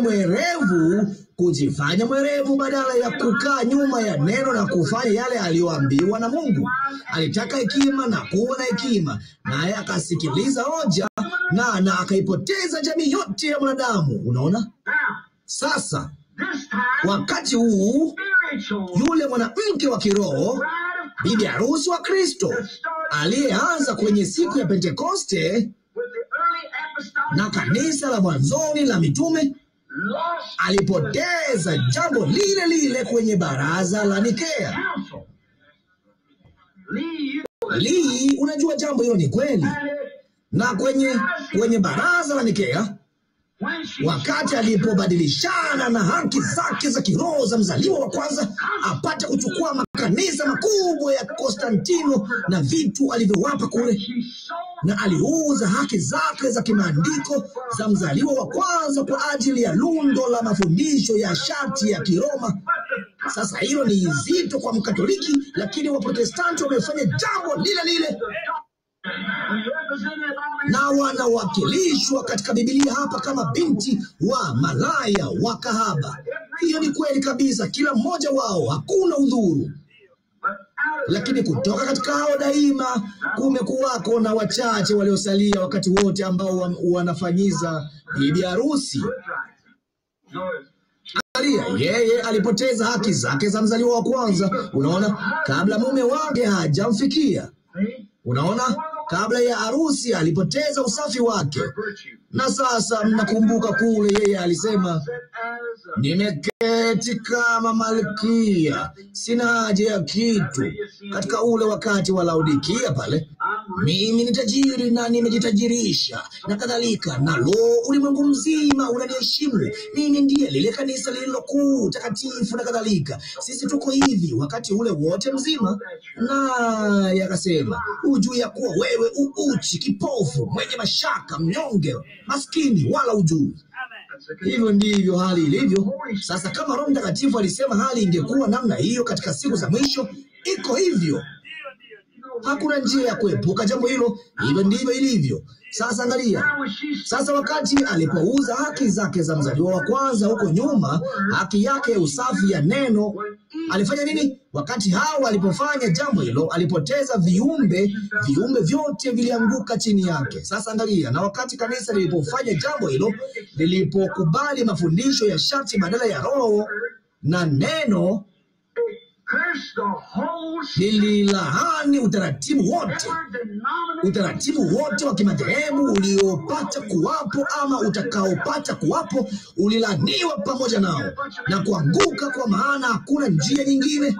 Unapolikutanisha kundi la watu kufikiria jambo lolote, mmoja ameweka kichwa hivi na mmoja ameweka kichwa vile na mwingine ameweka kichwa hivi, nao wanaweka mambo hayo pamoja na kuyatikisa, na yanapotokea Hicho ndicho unachopata. Hivyo ndivyo walivyofanya hasa huko kwenye baraza la Nikea. Hivyo ndivyo hasa wanavyofanya kwenye la Methodisti, la Presbiteri, kanisa la Kristo na hayo mengine. Na hakuna mtu, haidhuru Mungu anamfunulia nini, unabudi kulifundisha jinsi kitambulisho chao, kanuni yao isemavyo, la sivyo watakufukuza. Sasa usiniambie nimekuwa kule, unaona, nami najua jambo hilo, na hivyo ndivyo ilivyotukia hasa. Kwa hiyo jambo lote limelaaniwa. Si ajabu malaika alisema, tokeni kwake enyi watu wangu, msipokee mapigo yake, kwa sababu yeye atanini, amelaaniwa na hana budi kupata lahana ya ghadhabu ya Mungu juu yake, kwa sababu aliuza usafi wake na haki zake, unaona. Lakini lo, jamani, lakini kumbukeni, tukiona hali hiyo yote, lakini hata hivyo Mungu aliahidi katika Yoeli 2:25, kama ukitaka kuliandika, katika siku za mwisho, wakati aliposema yaliyosazwa na tunutu yaliliwa na madumadu, yaliyosazwa na madumadu yameliwa na nzige, yaliyoliwa na nzige. Kuendelea mbele tu, mdudu baada ya mdudu alikuwa amekuja na kulila kanisa hilo mpaka hatimaye halikusalia kitu ila kisiki. Angalia, yaliyosazwa na Waroma yameliwa na Waluteri, yaliyosazwa na Waluteri yameliwa na Wamethodisti, na yaliyosazwa na Wamethodisti yameliwa na Wapentekoste. Mnaona, mpaka limefikia kwenye kisiki. Na unajua nini? Hebu wachukue hao wadudu hapo ndani, nzige na madumadu na kadhalika, na uwafuatilia katika kitabu na uone ni mdudu yule yule tu katika hatua mbalimbali tu. Shikilia jambo hilo lako. Vivyo hivyo na mihuri hii, ni wadudu wale wale. Mtaona jambo hilo tutakapolielezea. Kwa hiyo nitawaambia sasa, ni mdudu yule yule wakati wote. Hao wadudu wanne hapa, na ndio hao hapo, ni kitu kile kile, ni roho yule yule. Yaliyosazwa na mmoja, huyo mwingine alikula, na yaliyosazwa na huyo mwingine alikula, namna hiyo mpaka wakaufikisha kwenye kisiki. Lakini Yoeli alisema, nitawarudishia, sema Bwana, miaka yote iliyoliwa na madumadu. Ni kitu gani? Yeye atafanyaje jambo hilo? Kama lilianza upinga Kristo kwa kupinga mafundisho ya Kristo, ambapo walikubali mafundisho ya sharti badala ya neno, na kwa miaka kadha wa kadha watengenezaji waliingilia kama ilivyosema Biblia. Lakini katika siku ya mwisho, katika kupigwa Ufunuo 10:1-7, yeye alisema siri za Mungu zingetimizwa katika siku za mwisho, katika kupigwa kwa baragumu ya malaika wa 7. Malaki 4 ilisema ya kwamba yeye angemtuma Elisha kabla ijaja ile siku ya uovu juu ya nchi, wakati atakapoiteketeza kama tanuru, naye angerudisha na kuwarudisha watoto kwenye imani ya baba zao. Ile imani asili ya mitume ya Kipentekoste iliahidiwa kurudishwa.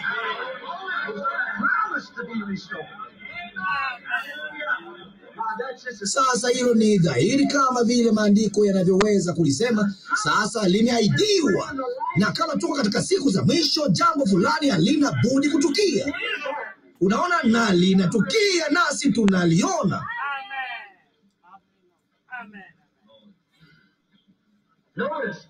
Angalia utatu wa Shetani. Mtu yule yule akija, amefanyika mwili tu toka mmoja kwenda kwa mwingine. Hivyo ndivyo wadudu hao walivyofanya, hao wadudu mmoja kwa mwingine, hasa Unikolai, upinga Kristo wa kiroho, papa, nabii wa uongo, mnyama, ibilisi mwenyewe aliyefanyika mwili.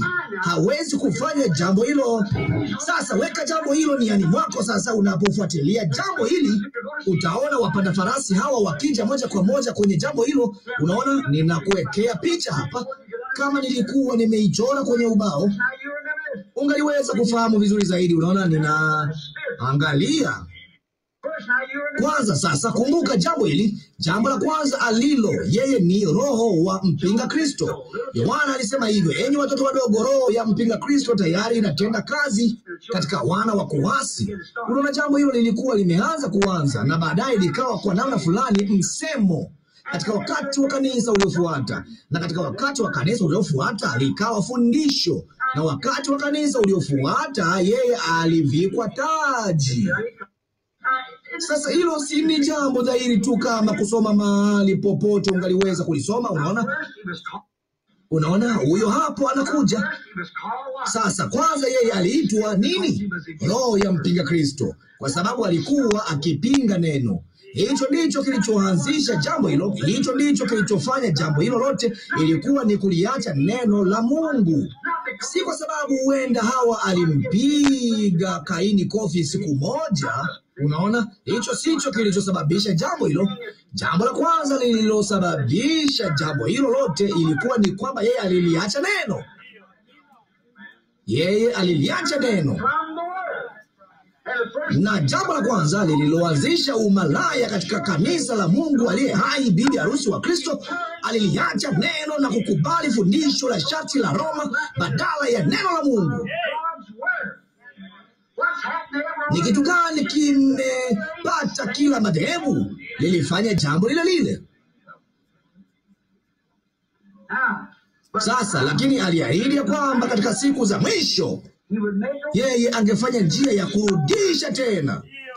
Neno la Bwana lingeshuka duniani kama yeye alivyofanya pale mwanzo, na litarudisha nini? Kile kilichosababisha jambo hilo dhidi ya neno. Na jamaa huyu anapaswa kufanya nini atakapokuja akiwa ametiwa mafuta ya Roho wa Mungu? Yeye anairudisha tu imani ya watoto irudi kwenye ile ya baba zao. Hivyo ndivyo anavyoirudisha. Na unapata neno lili hili katika mahali pale pale lilivyo hapa, linafanya jambo lile lile. Yesu alisema, kama mtu yeyote akiwa ni wangu, naye aniaminie mimi, kazi nizifanyazo mimi yeye naye atazifanya pia. Na wakati walipomwambia afanye mambo fulani, yeye alisema, ninatenda tu yale Baba anayonionyesha. Sitendi neno mpaka nilione kwanza. Lile nilionalo Baba akitenda ndilo nitendalo vile vile. Baba anatenda kazi, na basi ninatenda kazi hata sasa. Unaona? Uone jambo hilo? Mbona ni kama tu kusoma gazeti? Unaona? Sasa kwanza basi yeye akawa mpinga Kristo. Sasa yeye hangeweza kuwa mpinga Kristo katika roho tu, halafu yeye alifanyika mpinga Kristo, na roho huyo akamchukua mtu aliyemfundisha mambo yale yale ambayo roho yule wa mpinga Kristo alikuwa akifanya, na ndipo akawa nabii wa uongo kwa roho wa mpinga Kristo. Sasa vipi kuhusu mtu katika madhehebu? Ni juu yako. Sijui unavyofikiri juu ya jambo hilo. Vema. Sasa hatimaye yeye anakuwa mnyama. Sasa ngoja nasi tutapata jambo hilo baada ya kitambo kidogo. Unaona? Vema. Sasa kwa maana ndivyo ulivyo utatu wa Shetani. Shetani daima, Shetani, roho ya mpinga Kristo, roho ya mpinga Kristo aliyefanyika mwili, nabii wa uongo, alafu anakuwa mnyama. Unaona?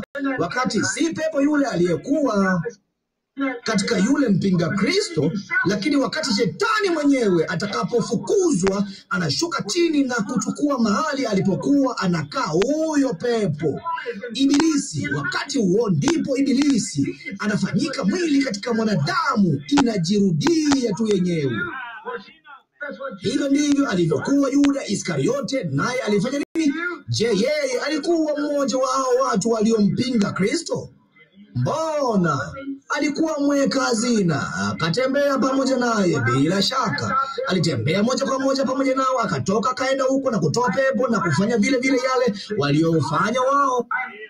Na Kristo alikuwa Mungu aliyefanyika mwili, Mungu aliyefanyika mwili, Imanueli. Naye Yuda alikuwa mwana wa upotevu, naye Yesu alikuwa mwana wa Mungu, Mungu aliyefanyika mwili, Ibilisi aliyefanyika mwili. Watu wengine wanaona misalaba mitatu tu, wakati huo kulikuwa na minne, kulikuwako na mitatu huko Golgotha tunayoiona. Hiyo ilikuwa ni Yesu katikati, mwezi kwenye mkono wake wa kushoto na mwizi kwenye mkono wake wa kulia.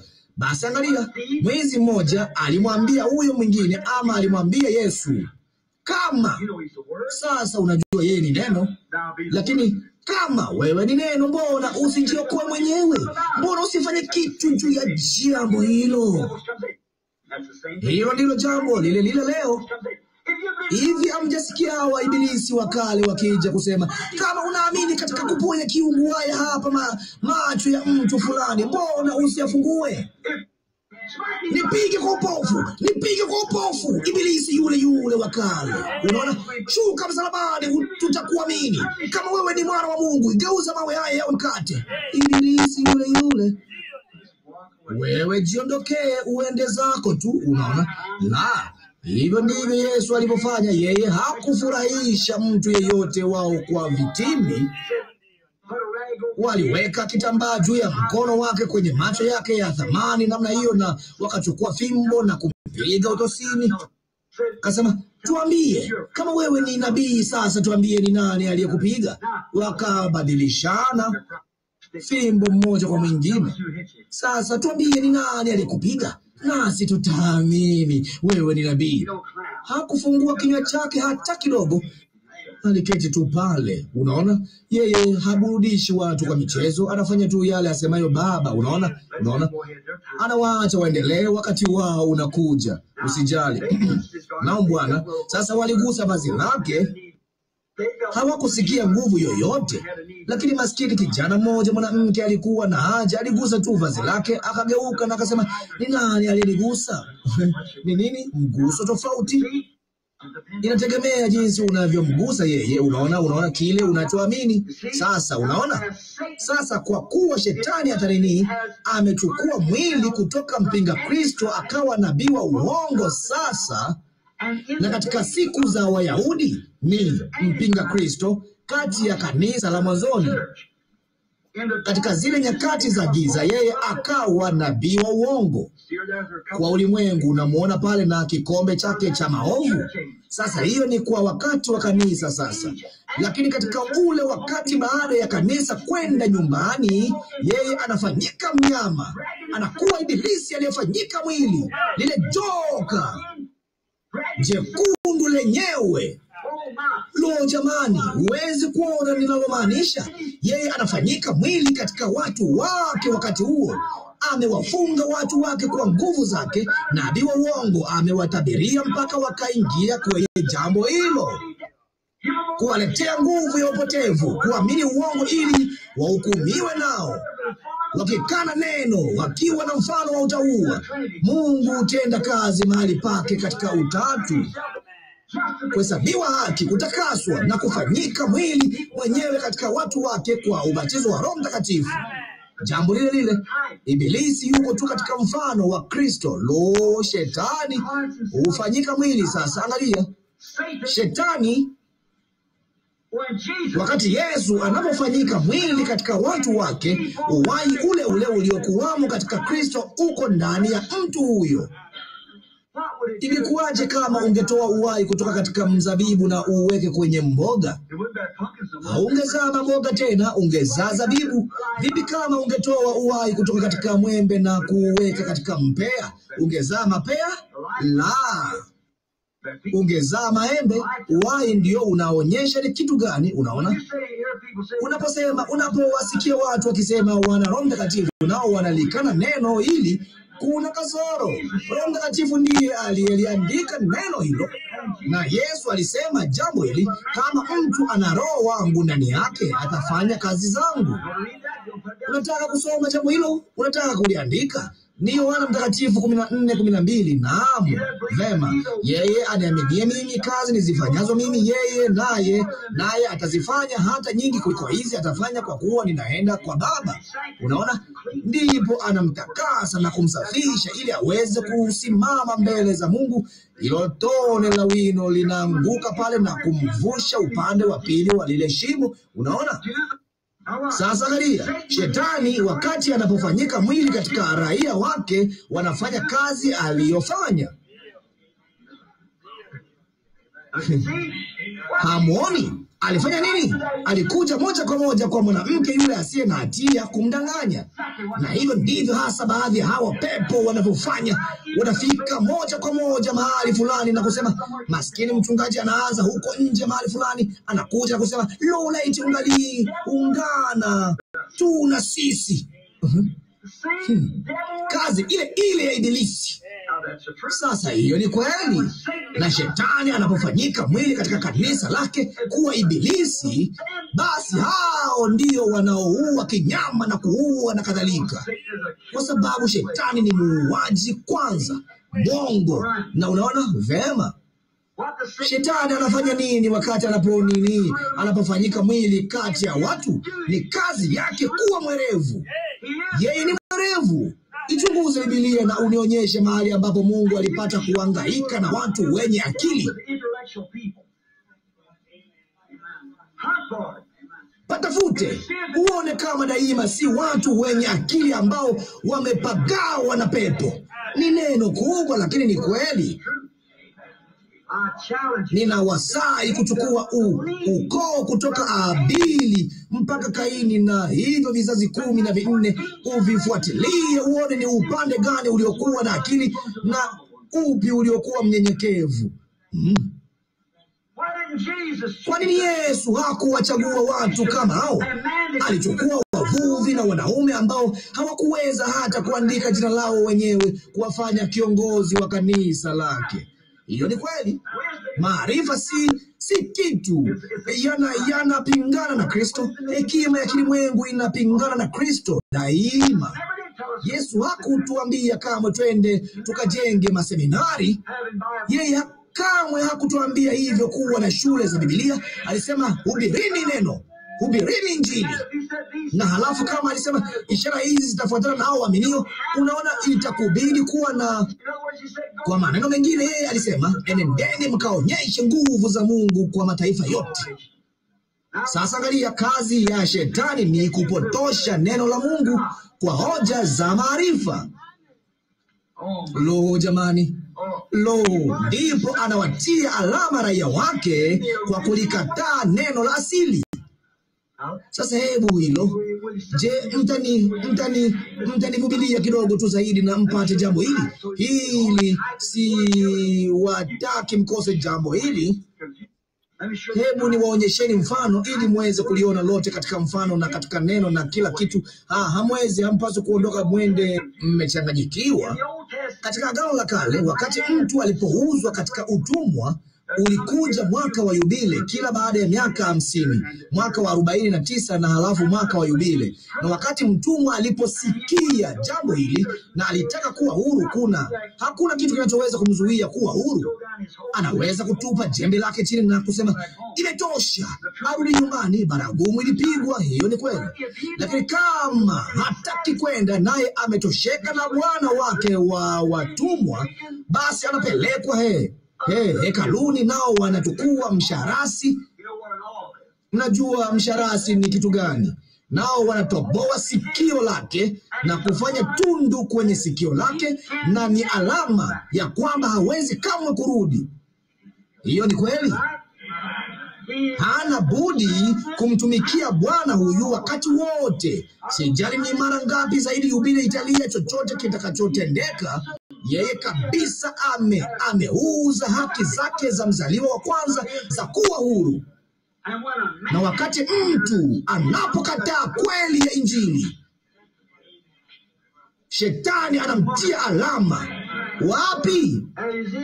Sikioni. Yeye humziba masikio ili asiweze kusikia kweli tena, naye amekwisha.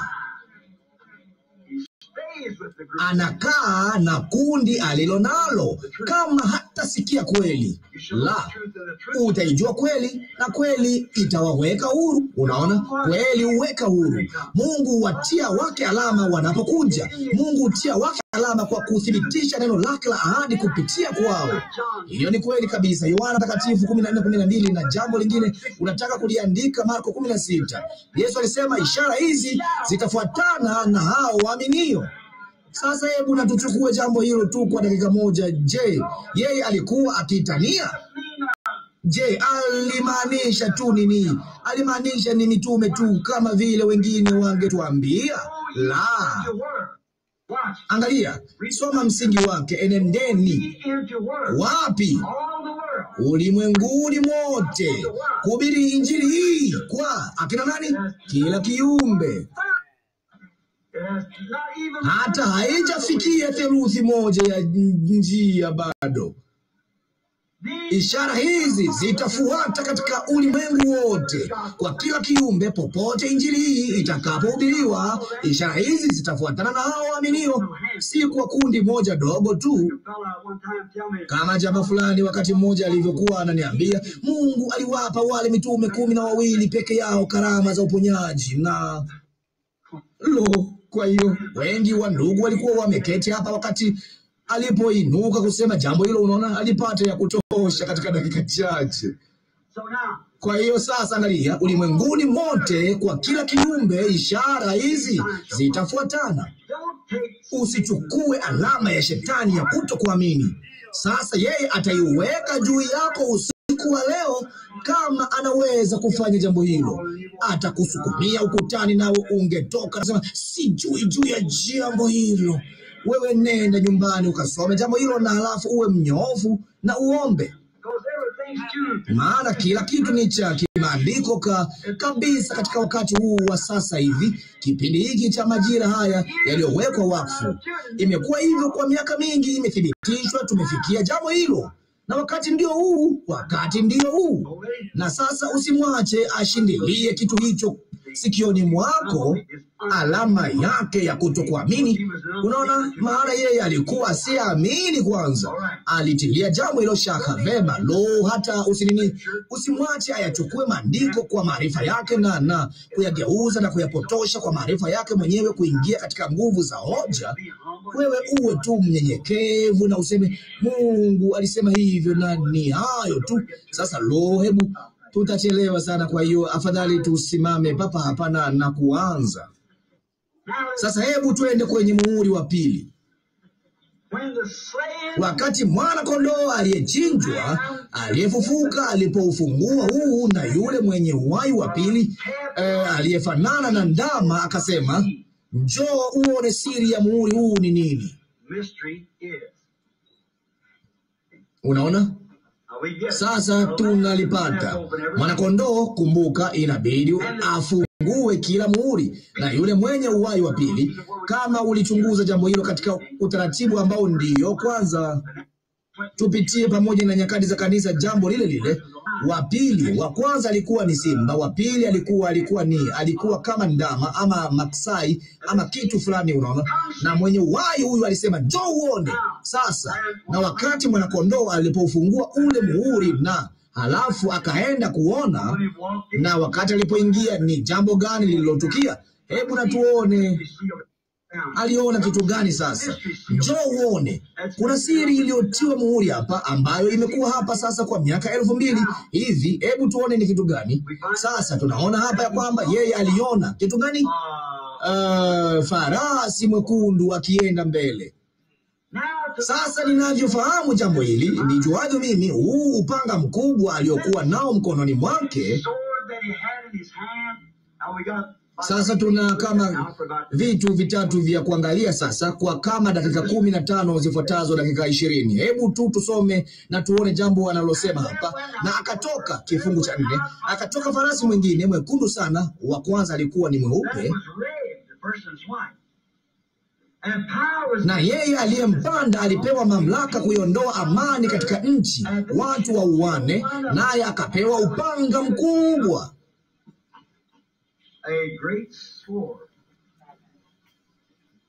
Sasa kuna mifano hapa, nasi tunataka kuiangalia kwa makini sana.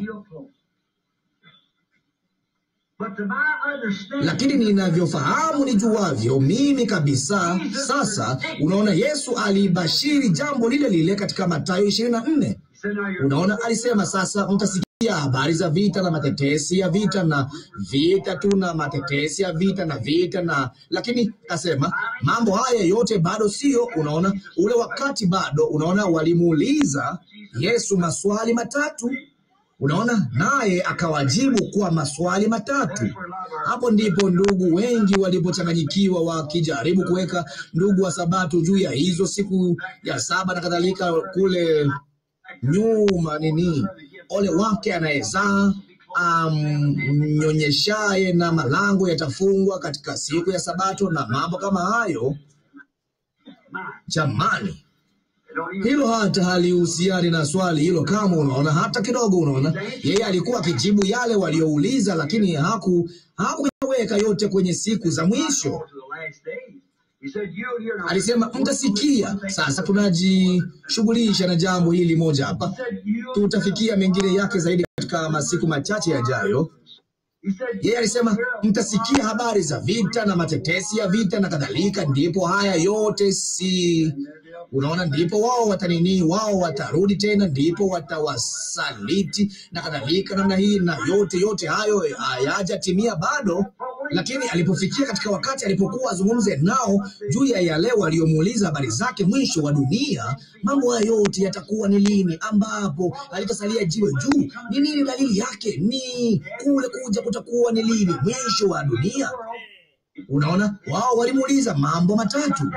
Ndipo wakati alipofikia kwenye mwisho wa dunia, alisema mtakapoona mtini ukichanua majani yake, sasa mnajua ya kwamba wakati umekaribia. Na amini nawaambieni ya kwamba kizazi hiki hakitapita mpaka yote yatakapotimia. Jinsi kafiri asiye na ufafanuzi anavyopenda kushikilia jambo hilo. Unaona, yeye alisema kizazi hiki si kizazi kile alichokuwa akinena nacho, kizazi kile kilichoona mtini ukichanua majani yake. Sasa nataka kukuuliza tu jambo fulani. Angalia tu jambo fulani hapa usoni. Israeli sasa kwa mara yake ya kwanza katika miaka 2500 ni taifa. Bendera ya kale sana kuliko zote ulimwenguni inapepea juu ya Yerusalemu usiku wa leo. Israeli wako katika nchi ya uwenyeji wao. Kulikuwa na ndugu hapa wakati mmoja aliyetaka kuwa missionari. Alijisikia aende kama missionari kwa Wayahudi. Nikasema unaweza kumpata mmoja pengine. Watu wanafikiri taifa zima la Bwana. Israeli itaongolewa kama taifa, si kama mtu binafsi. Taifa litazaliwa katika siku moja. Hilo ni Israeli. Israeli wote wameokolewa. Kumbukeni tu jambo hilo, Paulo alisema hivyo, Israeli wote wameokolewa. Sasa angalia, Israeli wote, hiyo ni kweli kabisa. Sasa angalia jambo hili, lakini yeye alisema mtakapoona mtini na miti mingine yote ikichipua majani yao. Sasa angalia, hapaja kuwapo na wakati kwa miaka 2500 ambapo Israeli wamewahi kuja kwenye nchi ya wenyeji wao. Tuna ile sinema fupi ya usiku wa manane kasoro dakika 3. Unajua, huyo hapo taifa, nyota yenye ncha 6 ya Daudi ikipepea na mambo haya yote.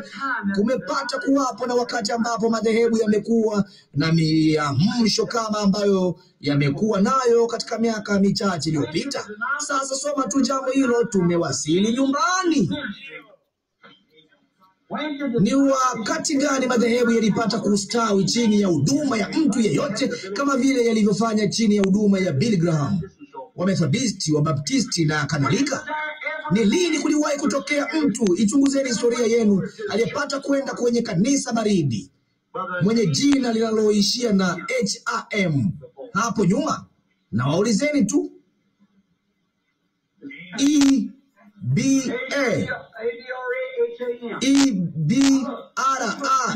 EBRAHEMU. Sasa angalia, jina la Ibrahimu lina herufi 7 ABRAHAM, lakini ndugu yetu Billy Graham ana GRAHAM 6, si 7.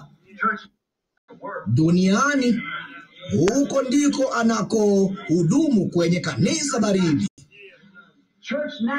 Kanisa baridi lilikuwa ni Lutu katika Sodoma, na wakati jamaa huyu aliposhuka kaenda kule na kuhubiri na akawapofusha kwa Injili, lakini kulikuwako na mmoja ambaye alikaa na Ibrahimu, naye Ibrahimu alimuita Elohim, Bwana. Sasa wakati Ibrahimu alipowaona watatu wakija, alisema Bwana wangu. Lutu alipowaona wawili wakija alisema, bwana zangu. Hiyo hapo tofauti yenu. Unaona kazi yenu ya utatu? Unaona? Yesu alisema kama ilivyokuwa katika siku za Lutu. Unaona jambo hilo? Angalieni, hesabuni. Sasa kuna mmoja aliyekuja kwenye kanisa la kiroho, bibi harusi Ibrahimu. Huyu hakuwa huko Sodoma kwanza. Na angalia jambo alilotenda. Yeye hakuhubiri kwa namna wao walivyohubiri, aliwafundisha, lakini basi walitenda ishara hizo mbele yao. Alifanya ishara ya Masihi. Alikuwa ameelekeza mgongo wake hemani, naye akasema, Ibrahimu. Sasa kumbuka, jina lake halisi siku chache kabla ya hapo lilikuwa ni Abrahamu, lakini yeye anasema Ibrahimu. Yuko wapi mke wako Sara? Siku chache kabla ya wakati huo aliitwa Sarai. Ibrahimu akasema, yumo hemani nyuma yako. Naye akasema, Ibrahimu, mimi. Hicho hapo kijina chako cha kumtaja mtu tena, nitakurudia kulingana na ahadi niliyokupa. Unaona ilikuwa ni kitu gani? Unaona mwanamume akiwa na mavumbi kwenye nguo zake, akila nyama ya ndama na akinywa maziwa kutoka kwa ng'ombe na akila ugali wa mahindi. Naam, Bwana Mungu Elohim akidhihirishwa katika mwili. Aliahidi katika siku ya mwisho kujidhihirisha mwenyewe katika mwili tena. Angalia, Ibrahimu, yu wapi mkeo Sara? Yumo hemani nyuma yako. Kasema, nitakurudia. Na bibi huyo bila shaka akiwa na umri wa miaka 100 kwa namna fulani alicheka kifichifichi huko nyuma hemani. Sasa nyuma ya mapazia huko hemani akasema, mimi mwanamke mkongwe. Vema, ilikuwa imekwisha koma kwao kama mume na mke kwa miaka mingi, unajua, maana alikuwa na umri wa miaka 100 na mke alikuwa na 90. Kasema jambo hilo alitatukia kamwe. Naye akasema, kwa nini amecheka? Akiwa ameugeuza mgongo wake kuelekea hemani. Kwa nini amecheka akisema mambo haya yanawezekanaje? Unaona, yeye alimwonyesha ishara. Sasa yeye anaahidi ya kwamba jambo hili litajirudia katika siku za mwisho tena. Nao watu wawili wakashuka wakaenda kule na kuhubiri neno na kuwaambia watoke hapo. Mahali hapo panateketezwa na kadhalika, na paliteketezwa. Naye Lutu akasitasita kutoka kanisa baridi kule chini katika dhambi na katika matope, lakini hata hivyo likisonga mbele kwa shida katika mipango yao ya kimadhehebu. Lakini bibi harusi huyo, mtu huyo mmoja, kamwe hakuwaendea. Alienda tu na kuwaita wale walio mfano wa bibi harusi. Sasa tuko katika siku za mwisho. Unaona, sasa angalia, wewe ulisema pale Mungu aliyedhihirishwa katika mwili. Yesu alisema yeye mwenyewe, mnanihukumuje? Kasema, je, haikuandikwa katika Biblia yenu, sheria zenu, ya kwamba wao hao manabii ambao walijiliwa na neno la Mungu? Yesu alisema neno liliwajilia manabii, maana yeye alikuwa wakimaandikwa katika mambo yote. Alisema sasa neno la Mungu linasema ya kwamba neno liliwajilia manabii, nanyi mliwaita wao miungu, kwa maana neno la Mungu liliwajia. Kasema, basi mtanihukumuje ninaposema mimi ni mwana wa Mungu? Wa Torati hao wenyewe yeye aliwashona. Haya basi, unaona sasa tuko wapi? Tuko katika wakati wa mwisho. Sasa sikilizeni kwa makini sana. Sasa tunaona ya kwamba kungekuwa na vita na matetesi ya vita, na sasa tunaona ya kwamba mtini umechanua majani yake na miti hiyo mingine imechanua majani yao. Wamethodisti, Wabaptisti, Wapresbiteri na kadhalika wamechanua majani yao. Uamsho mkuu unaendelea. Sasa ninaamini ya kwamba Mungu anamkusanya bibi harusi kwa ajili ya ile saa ya mwisho, waliwateule. Lo, jamani, sasa angalia. Hebu sasa na tutafakari yale Yohana aliyoona basi kuhusu mambo haya aliyoona. Farasi mwekundu na mpandaji wake anaondoka, anapewa mamlaka kuua kwa upanga mkubwa.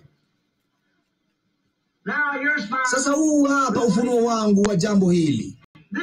Huyu ni shetani, tena ni ibilisi, tena katika umbo lingine.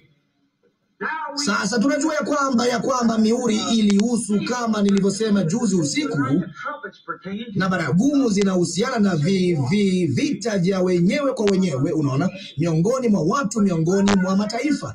Lakini unaona hapa ya kwamba mtu huyu ana upanga, kwa hiyo anahusiana na kanisa, vita vya kisiasa. Sasa huenda usifikiri hivyo, lakini angalia tu jambo hilo kwa dakika moja, dakika chache tu.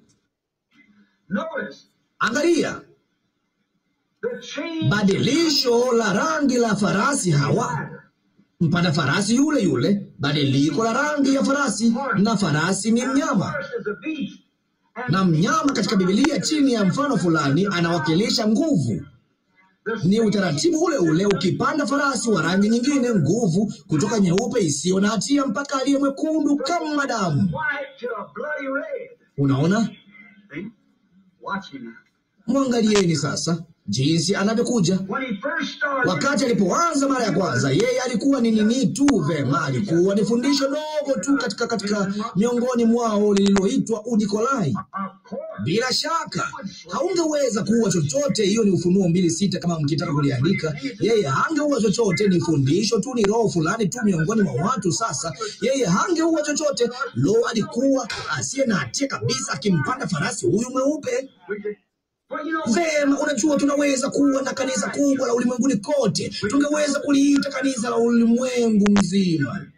Wangali wanaliita hivyo. Vema, unaona. Sasa tungeweza kuwa na nini? Lo, halina hatia kabisa. Na lo, halina hatia kabisa. Ni kundi tu la watu. Tutaungana sote kwa ajili ya ushirika. Unaona, hana hatia kabisa, ni mweupe, alikuwa ni farasi mweupe, unaona. Sasa kwa hiyo watu mashuhuri na waliovalia vizuri na wenye elimu, unajua, kwa namna fulani, kama kila ndege na wimbile, unajua, kwa namna fulani tutaweka mambo pamoja. Na lile kundi lililo maskini, mbona kama wanataka kuja wajaribu. Vema, sawa, lakini sisi tutataka kupata watu wa tabaka bora watakaohudhuria kanisa letu. Kama tunaweza tu kujitoa hapa, tutakuwa nini? Tutakuwa kundi la Wamasoni ama kadhalika, unajua. Tutarekebisha tu mambo, ama shirika la kusaidiana kama yanavyoitwa.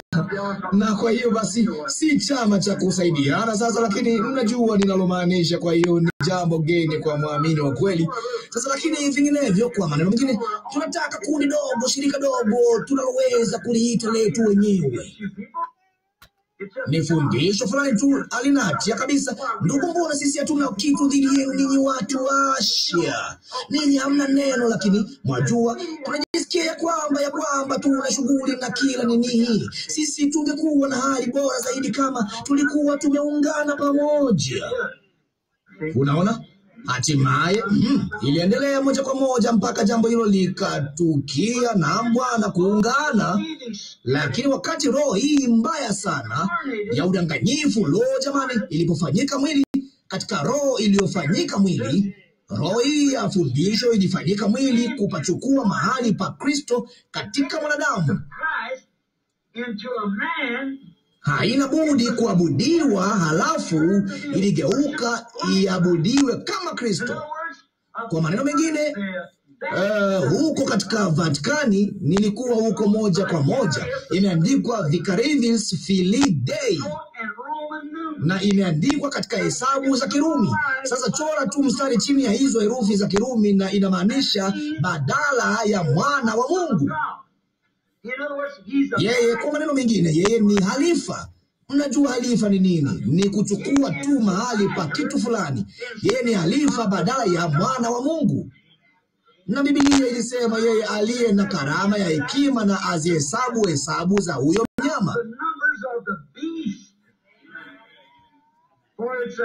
kwa kuwa ni hesabu ya mwanadamu, na namba yake ni 666. Sasa hebu chukua Vicarious Filidae na uchore mstari kwa namba za Kirumi. Hiyo ni V badala ya 5 na E badala ya 1, na ujumlishe na uone kama hujapata 666. Biblia ilisema atakuwa akiketi katika hekalu la Mungu akiabudiwa kama Mungu. Wakati fundisho hilo dogo lilipochukua mwili, akawa halifa badala ya mwana wa Mungu. Unaona? Lo jamani, huyo roho mbaya sana, mdanganyifu. Kama ukitaka kusoma jambo hilo lisome katika Wathesalonike wa pili 2:3, na unaweza kuona mahali jambo hilo lilipo. Na bila shaka mtakumbuka shetani ndiye kichwa cha mamlaka zote za kisiasa za kila taifa. Ni wangapi wanaojua jambo hilo? Mnataka kuandika jambo hilo? Mathayo 4:8. Shetani alimchukua Yesu juu ya mlima mrefu na kumwonyesha falme zote za ulimwengu zilizopata kuwapo ama zitakazopata kuwapo katika dakika moja. Nena kuhusu mtu, akasema, nitakupa hizo kama utaniabudu. Naye Yesu alijua atakuwa mrithi wa hizo. Hivyo ndivyo wanavyosema. Lo, enyi kundi la maskini watakatifu wanaojiviringisha, mbona tutaupata ulimwengu? Wapole watairithi nchi. Hivyo ndivyo alivyosema Yesu. Unaona? Angalia, Yesu alijua yeye angezirithi, kwa hiyo akasema, nenda zako Shetani, imeandikwa. Akarudi moja kwa moja kwenye maandiko tena. Unaona, utamwabudu Bwana peke yake. Unaona? Sasa wakati yeye, kwa kuwa yeye ndiye pepo mkuu, atakapofanyika mwili katika mtu huyu mkuu wa kidini, kama vile Biblia inavyobashiri, ndipo anaunganisha kanisa lake na taifa. Nguvu zake zote mbili zinaungana pamoja. Unaona? Wakati roho ya mpinga Kristo ilipotoka ikaenda, ilikuwa ni roho. Alafu ikawa nini? Ikawa basi sasa, angalia muhuri huu. Wakati roho alipotoka akaenda, alikuwa ni mpinga Kristo dhidi ya mafundisho ya Kristo. Vema, ndipo jambo lingine lililotukia. Yale Kristo aliyoliagiza kanisa lake liende kufanya ilikuwa ni kupinga dhambi. No, simaanishi jambo hilo. Hilo lilikuwa ni kwa ajili ya mtu mwingine. Hilo ni huko nyuma, miaka 100 iliyopita kule nyuma. Hilo si kwa ajili yetu. Unaona? Unaona? Pinga dhidi. Ndipo ikawa sasa, yule mpanda farasi alitoka kaenda zake. Hakuwa na taji yoyote, lakini alipewa moja. Yule farasi mweupe alikuwa na uta bila mishale. Unaona? Kwa hiyo basi, wakati alipotoka akaenda zake, ndipo baada ya kitambo kidogo alipewa taji, kwa sababu huwezi kuweka taji juu ya kichwa cha roho. Lakini wakati huyu roho alipofanyika mwili katika kazi ya pili ya nini yake, ya kipindi chake cha wakati wa siri zake, kazi ya pili, alivikwa taji nabii wa uongo kwa ajili ya kutenda kazi kwa roho wa mpinga Kristo. Sasa tunamwona sasa anakuwa hivyo anapochukua hiyo. Halafu yeye tayari ni shetani, anatawala nguvu za siasa za ulimwengu. Sasa anafikia mahali hata atakuwa ni nguvu za kanisa la ulimwengu, akichukua nguvu za kidini. Na je, hivi hamfahamu ndugu zangu ya kwamba katika wakati taifa hili linapoonekana katika sura ya 13 ya Ufunuo, huyu mnyama mdogo aliinuka kama mwanakondoo, naye ana pembe mbili, nguvu ya kiserikali na kidini. Lakini alifanya jambo lile huyo mnyama aliyemtangulia alifanya mbele zake. Ni ajabu. Marekani ni namba 13 na ni mwanamke. Ni ajabu, inapatikana hata katika sura ya 13 ya Ufunuo. Tulianza na milia 13 katika bendera, nyota 13, kila kitu ni 13 kote. Kila kitu ni mwanamke kabisa. Na hatimaye litaishia, ninabashiri, mwanamke atalitawala. Kumbuka, hiyo ilikuwa ni miaka 30 iliyopita niliposema jambo hilo. na yale mambo 7 niliyobashiri, 5 yao yametimia, nao wana mtu huyo papo hapo sasa wa kumwingiza mwanamke huyo. Nanyi mlimpigia kura kwa siasa zenu pale. Naam. Vema. Kuna mengi sana ya kusema, ni vigumu kufikia mahali unapotaka kufikia. Sasa angalia, sitawaweka ila kwa muda kidogo zaidi kama itanibidi niendelee kesho usiku. Tazama, angalia, wakati shetani sasa, kila mtu ambaye anatambua ya kwamba shetani anatawala nguvu zote za siasa za ulimwengu, yeye alisema hivyo. Mathayo mlango wa 4 mtalipata na kifungu cha 8, falme zote ni zake. Hiyo ndio sababu wanapigana vita, wanauana. Sasa kumbuka, je, jambo hilo si ni la ajabu? Walipewa upanga huu wapate kuuana. Lo, jamani, angalia sasa. Sasa wakati alipofanya jambo hilo, hakuwa na nguvu za kidini bado, lakini alianza na pepo la mafundisho ya uongo. Na mafundisho hayo yakawa kanuni. Kanuni hiyo ikafanyika mwili katika nabii wa uongo. Na basi akaenda moja kwa moja mahali penyewe kabisa. Hakwenda Israeli sasa, alienda Rumi, Nikea Rumi. Walifanya baraza, nao wakachukua askofu mkuu. Na ndipo kwa kufanya jambo hili waliunganisha kanisa na taifa pamoja. Ndipo akaangusha uta wake, akashuka kwenye farasi wake mweupe, akampanda farasi wake mwekundu, kwa maana anaweza kuua mtu yeyote asiyekubaliana naye. Huo hapo moyo wako.